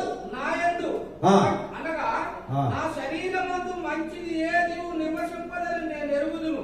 నా శరీరమందు మంచిది ఏది నివసింపదని నేను ఎరుగుదును. మేలైనది చేయవలన కోరిక నాకు కలుగుతున్నది గాని, మేలైనది చెయ్యాలని, మంచిది చెయ్యాలని, భయము కలిగి ఉండాలని, పరిశుద్ధంగా జీవించాలని, దైవ భక్తిలో ఉండాలని, పాపానికి దూరంగా ఉండాలని, ఇతరులకు మేలు జరిగేది ఏదైనా చెయ్యాలని నా కోరిక అయితే ఉంది, కానీ దానిని చేయుట నాకు కలుగుతలేదు. అది చెయ్యాలంటే నాకు కలగట్లేదు. నేను చేయగోరు మేలు చేయక, నేను చేయగోరు మేలు చేయక చేయగోరని కీడు చేయుచున్నాను. చేయకూడని కీడు చేస్తున్నాడంట. నేను కోరని దానిని చేసిన ఎడల, కోరని దాన్ని చేసిన ఎడల దానిని చేయనది నా యందు నివసించు పాపమే గాని ఇకను నేను కాదు. ప్రయిస్తున్నా. చూసారా, మనం ఎవరికి భయపడాలో వారికే భయపడాలి. మనం ఎవరికి భయపడకూడదో దానికి భయపడదు. అందుకు ఈ మాట నేను మీకు ప్రస్తావించాను ఈ టైంలో. మేలైనది చెయ్యాలనుకుంటాం. ఇప్పుడు వింటున్న వాళ్ళందరూ మనం ఏమనుకుంటాం, ప్రభు అనేసి ఈ రోజు నుంచి నేను భయపడతా అనుకుంటాం. ఇది ముగించడంతో నేను భయం పోతాం. మంచిది చెయ్యాలనుకుంటున్నాం, చెయ్యకపోతాం. అది పాపం అంటున్నాడు పౌలు గారు. నేను కాదు, నా యొక్క పాపం నివసిస్తుంది. దేవునికి భయపడే వారి జీవితంలో ఖచ్చితంగా ఐశ్వర్యం దేవుడిస్తాడు. ఏ డౌట్ లేదు. 100 కరోనాలు వచ్చి సంఘంలో ఒక్కళ్ళ రూపాయి ఇవ్వకపోయినా దేవుని యందు నువ్వు భయం కలిగితే దేవుడు నిన్నెప్పుడు ఐశ్వర్యవంతుడిగానే జీవిస్తాడు. లోకమంతా నీ పనులు ఆగిపోయినా, నీ ఉద్యోగాలు ఆగిపోయినా, నీ వ్యాపారాలు ఆగిపోయినా, పిల్లల చదువులు ఆగిపోయినా, లోకమంతా నువ్వు చూస్తున్న ప్రతికూలతలు ఉన్నా, నీవు దేవునికి భయపడగలిగిన అంశాన్ని ఈ రోజున మన జీవితంలో చేర్చుకోగలిగితే సమృద్ధి ఐశ్వర్యమే దేవుడిస్తాడు. నువ్వు భయపడొద్దు అసలు. నువ్వు భయపడొద్దు అసలు. ఎవరికి భయపడాలి చెప్పాలి. ఎందుకు భయపడాలి? ఎందుకంటే ఆయనే భూమి ఆకాశాలను సృష్టించిన సృష్టికర్త. ఈ సృష్టిని సృష్టించిన సృష్టికర్త పాడు చేయగలుగుతాడు, బాగు చేయగలరు, బాగు చేయగలుగుతాడు, నశింప చేయగలుగుతాడు, జీవింప చేయగలరు. సృష్టింప చేయగలుగుతాడు. ఆయనకు భయపడాలి. ఎంట్రుకలో ఒక్కటి ఆయన సెలవు లేకుండా రాలిపోదు. నువ్వు ఆ ధైర్యంతో అసలు పిచ్చుకలతో చేస్తున్నాడు. ఇంకా నాయన కుక్కలతో అనలే, దున్నపోతుతో అనలేక మంచి మాటను వాడాడు. మంచి పక్షులను మనకు ఉదాహరణ పెట్టాడు. పిచ్చుకలు చూడండి, ఎత్తవో కోయవు, కొట్లలో కూర్చుకోను, వాటిని పోషిస్తున్న దేవుడు. దేవుని యందు భయము కలిగి ఉన్న నిన్నో నన్ను ఆయన పోషించలేడా? దేవుని బిడ్డ, ఎందుకు కృంగిపోతున్నావు? ఎందుకు కృషించిపోతున్నావు? ఎందుకు అధైర్యపడుతున్నావు? ఎందుకు ఇంకా పాపాన్ని విడిచిపెట్టలేకపోతున్నావు? ఇంకా మురికి గుంటలోనే ఉంటున్నావు? అది బయటకు వచ్చే రోజు దేవుని భయం అంటే ఏంటో నీకు తెలుస్తుంది. ప్రభువుకి స్తోత్రం. దాని నుంచి విడిపించబడ్డప్పుడు అసలు ఎన్ని వచ్చినా నీకు బాధ కాదు, ఎన్ని వచ్చినా నువ్వు భయపడవు. అసలు ఆత్మీయుడు నా దేవుడు నాకున్నాడు అంటావు. అంటే వట్టి మాటలు కాదు, గట్టి మాటలు మాట్లాడతాం. ఏమవుతుందంటే ఏమైపోయినా పర్వాలేదు, నా దేవుడు నాకున్నాడు, నా ప్రభు నాకు సహాయం చేస్తాడు, నా ప్రభు నాకు మేలు చేస్తాడు. నిజంగా భయం కలిగిన వ్యక్తుల గురించి శాసనాలను సైతం మార్చగలిగిన వాడు, ఆజ్ఞలు మార్చగలిగిన వాడు. నినివే పట్టణస్థులు ఘోర పాపానికి దిగజారిపోయిన సమయంలో దైవజనుడు హెచ్చరిక చేసిన వెంటనే వాళ్ళు దేవుని యందు ఉపవాసాలు భయభక్తులు కలిగి ఉంటే వాళ్ళకు వచ్చే కీడంతా కూడా మేలుకరంగా దేవుడు మార్చాడు. తెలుసా? దేవుని భయం కలిగిన వ్యక్తుల్ని ఎన్నడూ దేవుడు విడిచిపెట్టాడు. భయం లేకనే ఇవన్నీ. కాబట్టి దేవుని బిడ్డలారా, మరి చాలా ఉన్నాయి వాక్యాలు, ఇంకా చాలేవు అనిపిస్తుంది. కానీ మీ మొగాలు చూస్తే అయ్యే వండి తెచ్చుకున్నాయా? ఇంతకు ముందుకి లాక్డౌన్కి ఇప్పుడు లాక్డౌన్ ఏంటంటే, ఇప్పుడు 10 గంటల లోపలనే ఇంట్లో తెచ్చి పెట్టుకునే లాక్డౌన్. అవన్నీ కిచెన్లోనే ఫ్రిడ్జ్లోనే ఉండి ఆశపడతా ఉంటాయి. ముగించేసారి ముగించకపోతే అందరూ వీడియో ఆన్ చేయండి, లాక్డౌన్ అంటారు, జాగ్రత్త అంటున్నారు. భయం అయితే, గుండెల్లో అయితే భయం ఉంది. అయ్యా తెచ్చి పెట్టుకుని లాక్డౌన్ అయ్యా. కొంతమంది అయితే వండుకొని ఉంచుకున్నారు. ఎంత తొందర అయితే అంత తొందర తినేస్తామని. కొంతమంది ఇవాళ తొందరగా ముగించేటట్టున్నారు. నిన్న మొన్న జూలకు దయగారు అలసిపోయినట్టు కనిపించింది. ఇవాళ తొందరగా ఎత్తలేని చేపలు, రొయ్యలు అన్ని ఫ్రై చేసుకొని పక్కన పెట్టుకుంటున్నారు. ఇదే కాదులే, ఇదే దేవుని భయం అంటే. మీకు ఎవరు చూడకపోవచ్చు, ఆయన చూస్తున్నాడు. ఆయన భయం కలిగిన వ్యక్తిని ఖచ్చితంగా దేవుడు దీవిస్తాడు. ఎంత కష్టకాలం రాని వరల్డ్ బ్యాంకులు ఉద్యోగాలు ఏముందయ్యా మనకి? సాఫ్ట్వేర్ ఉద్యోగాలు ఏముందండి మనకి? వ్యవసాయ రంగం ఏముందండి మనకి? మన ప్రభు రంగములో, ఆయన రణరంగంలో మనం భయం కలిగి ఉంటే లోకం తలకిందులైన ప్రభు మనల్ని పైగానే ఉంచుతాడు. మనల్ని తోకగా ఉంచడం, తలగా. లోకం తలకిందులైనా నీవు తలగానే ఉంటావు. దేవునికి స్తోత్రం. బాగా గుర్తు పెట్టుకొని దైవ భయం కలిగి జీవించండి. ఇంకొక మాట, 2 మాటలు చదివి మనం ముగించడం. ఇంత ఎక్స్ప్లెనేషన్ అవసరం లేదు, మీకు వాక్యం కూడా అర్థమైపోయింది. కానీ నేను చెప్పే మాటలు చూడండి. యెషయా గ్రంథంలో 8వ అధ్యాయం, ఐసయా 8th chapter verse 12.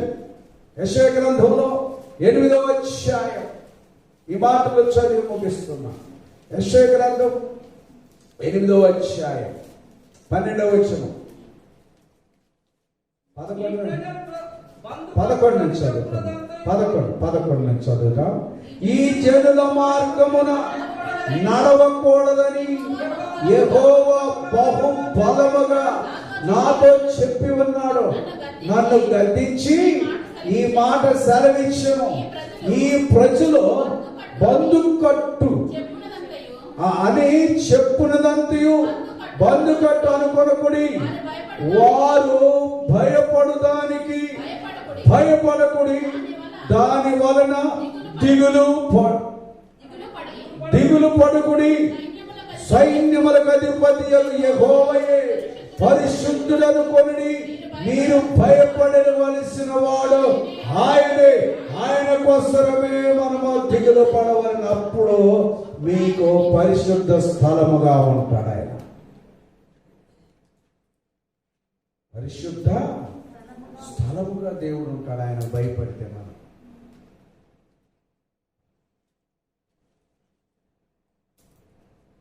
13వ వచనం చూడండి.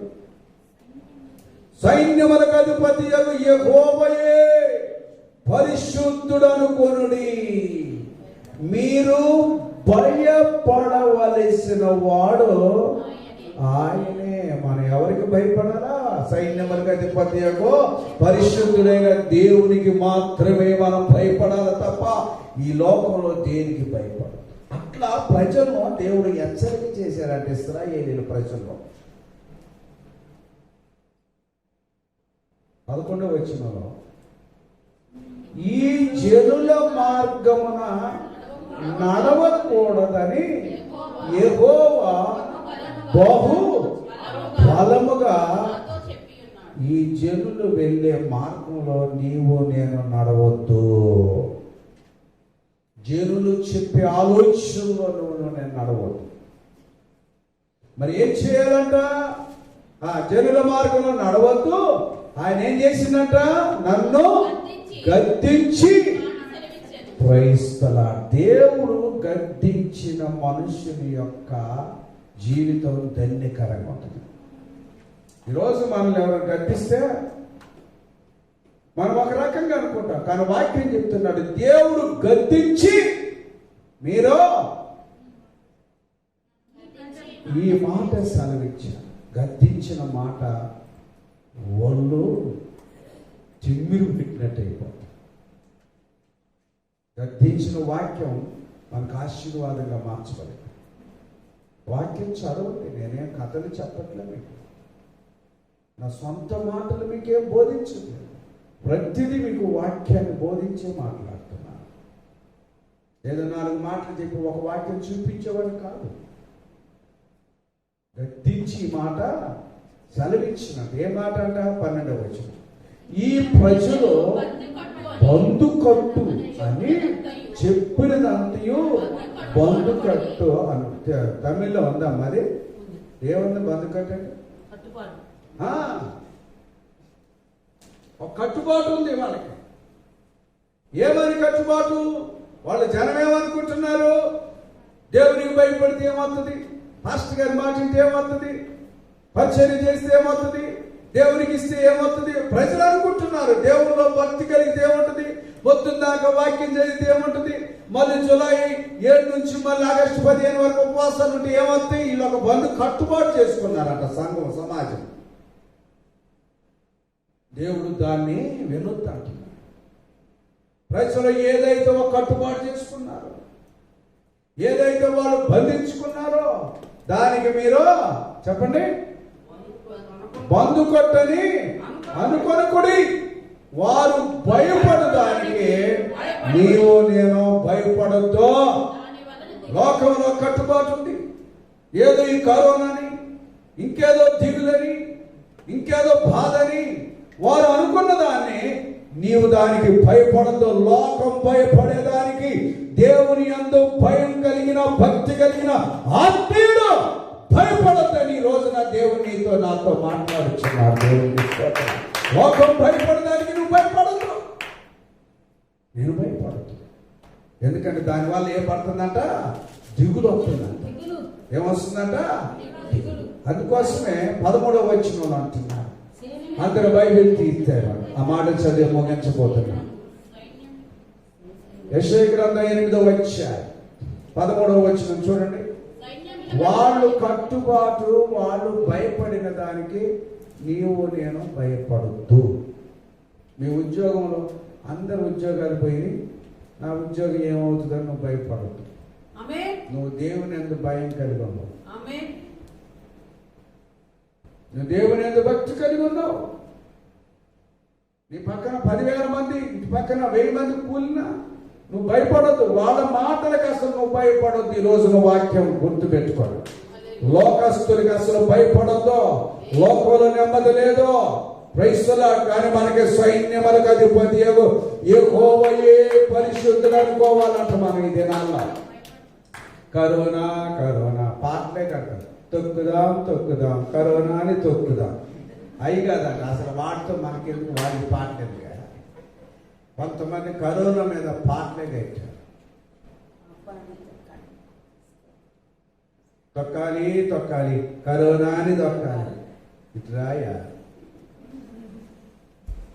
ఏమనుకోవాలంట మనం ఈ దినాల్లో? తొక్కుదాం కరోనా అని డాన్స్ వేసి తొక్కినవా ఎక్కువైపోయింది. పిచ్చిగా ఎవరు మాట్లాడదు. జాగ్రత్తగా వాక్యాన్ని బోధించాలి, సంఘాన్ని బలపరచాలి. అక్కడ ఎవరు కరోనా పోయిందంట, ఇక్కడ ఎవరు కరోనా పోయిందంట. పోయిందా? ఈ సమయంలో నీవు నేను ఎక్కువగా కరోనా అనే మాటను పలకొద్దు. నువ్వు ఆ మాట ఎత్తొద్దు. ఏ మాట ఎత్తాలో చెబుతున్నాడు 13వ వచనంలో. పరిశుద్ధుడు పరిశుద్ధుడు పరిశుద్ధుడు పరిశుద్ధుడు పరిశుద్ధుడు అని నిత్యము దూతలతో కొనియాడబడుచున్న నా యేసయ్యా. నిత్యము దూతలతో కొనియాడబడుచున్న నా యేసయ్యా. వందనం ప్రభు వందనం, వందనం ప్రభు వందనం. సర్వలోకము నీ మహిమతో నిండియున్నది దేవా.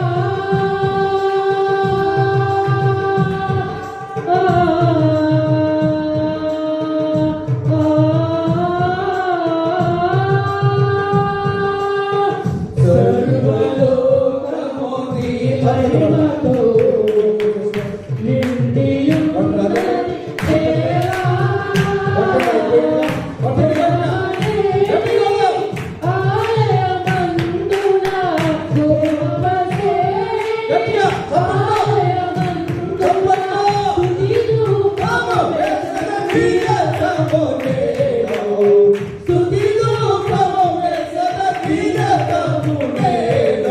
పరిశుద్ధుడు పరిశుద్ధుడు అని నిత్యము దూతలతో కొనియాడబడుచున్న నా యేసయ్యా. నిత్యము దూతలతో కొనియాడబడుచున్న నా యేసయ్యా. వందనం ప్రభు వందనం. సగమ దాని సా గమ దాని సా. పరిశుద్ధుడు పరిశుద్ధుడు.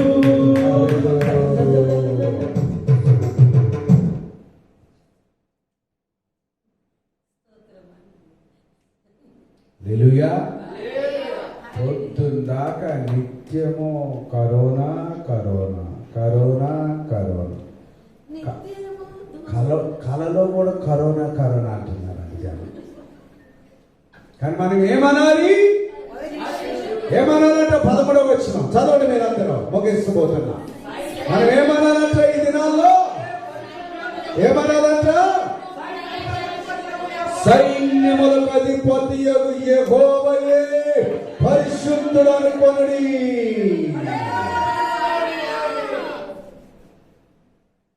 సైన్యములకు అధిపతియగు యెహోవాయే పరిశుద్ధుడని అనుకొనుడి.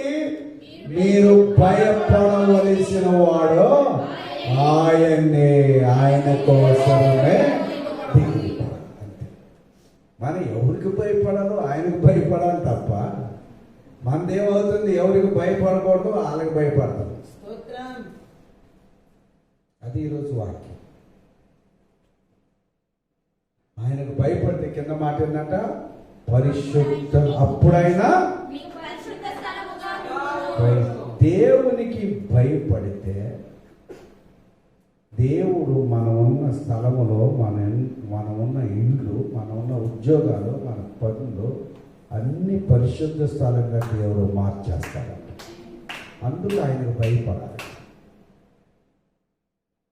దేవునికి భయపడేవాడు ముగింపు ఏంటంటే ఆయన జీవితం అంతా పరిశుద్ధంగా ఉంటుంది. వాళ్ళ మాటలన్నీ పరిశుద్ధంగా ఉంటాయి, వాళ్ళ కార్యాలన్నీ పరిశుద్ధంగా ఉంటాయి, వాళ్ళ నడవడిక అంతా పరిశుద్ధంగా ఉంటుంది, వాళ్ళ భోజన పదార్థాలు కూడా పరిశుద్ధంగా ఉంటాయి. కృష్ణ, మనం భయపడవలసింది దేవునికి. అక్కడికి పౌలు గారు ఏమంటారు, చేయవలసిన పనులు చేయలేకపోతున్నాను, చేయకూడనే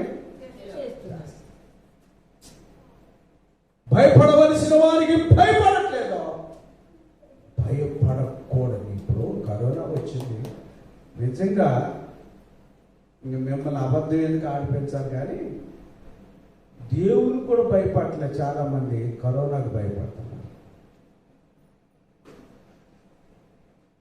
ప్రార్థన చేయలేదని ఎవరు మనం భయపడుతున్నామా?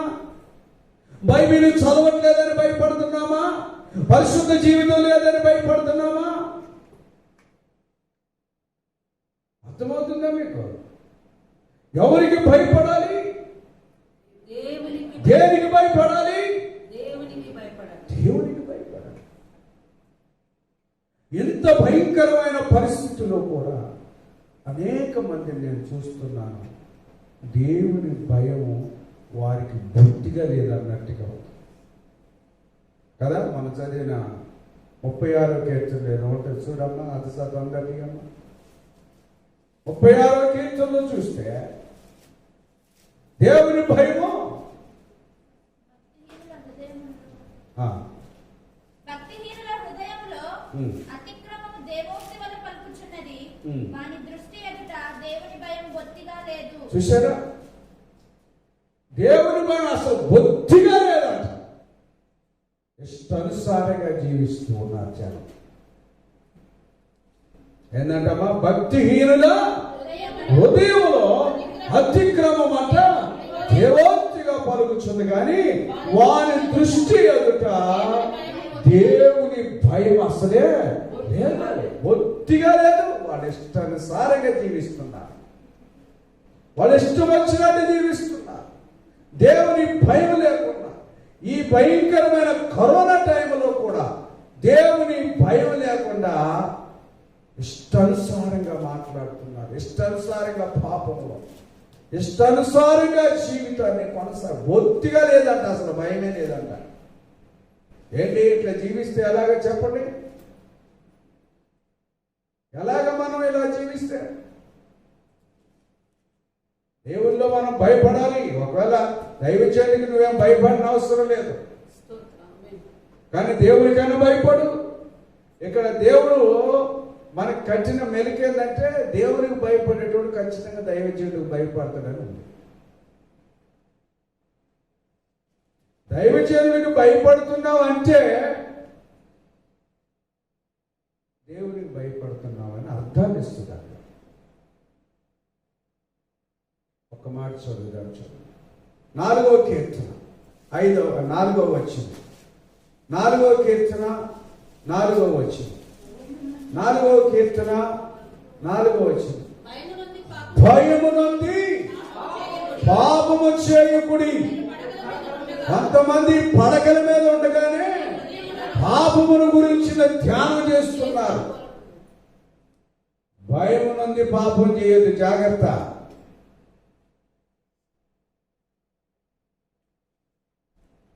దేవునికి భయం ఉండాలి, మనం పాపం చేయదు. ప్రార్థిస్తామా? ఎవరికి భయపడాలి చెప్పుతామా? అందరం భార్య భర్తలు ఉండోళ్ళు చెప్పుకుంటే తప్పు అవుతుందా? పిల్లలు ఉండోళ్ళు చెప్పుకుంటే తప్పు అవుతుందా? కొంత మార్పు వస్తుంది కదా, జీవితంలో కొంత మార్పు వచ్చేస్తుంది కదా. ఎవరికి భయపడాలి మనం? దేవునికి భయపడాలి. ప్రకటన గ్రంథం 14:7 తీర్పు రాబోతుంది. భయంకరమైన వేదన కాలం రాబోతుంది.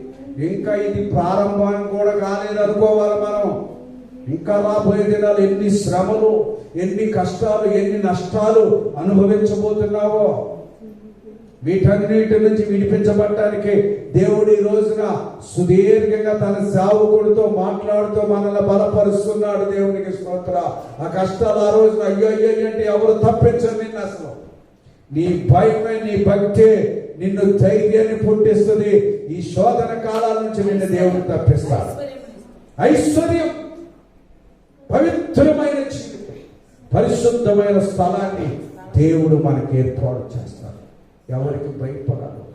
ఆయనకే భయపడతాం. శరీరాన్ని చంపి వాళ్ళకి భయపడిన అవసరం లేదు. శరీరమును ఆత్మను చంపగలిగిన నరకము లేసే దేవునికి మనం భయపడాలి. ఎవరికి భయపడాలో చెప్తూ ఉన్నాను. గత దినాల్లో ఎవరికి భయపడకూడదో చెప్పారు. ఇప్పుడు ఎవరికి భయపడాలో కూడా ప్రభు పేరిట మీకు తెలియపరుస్తున్నాను. తల్ల వంచండి, కళ్ళు మూసుకోండి.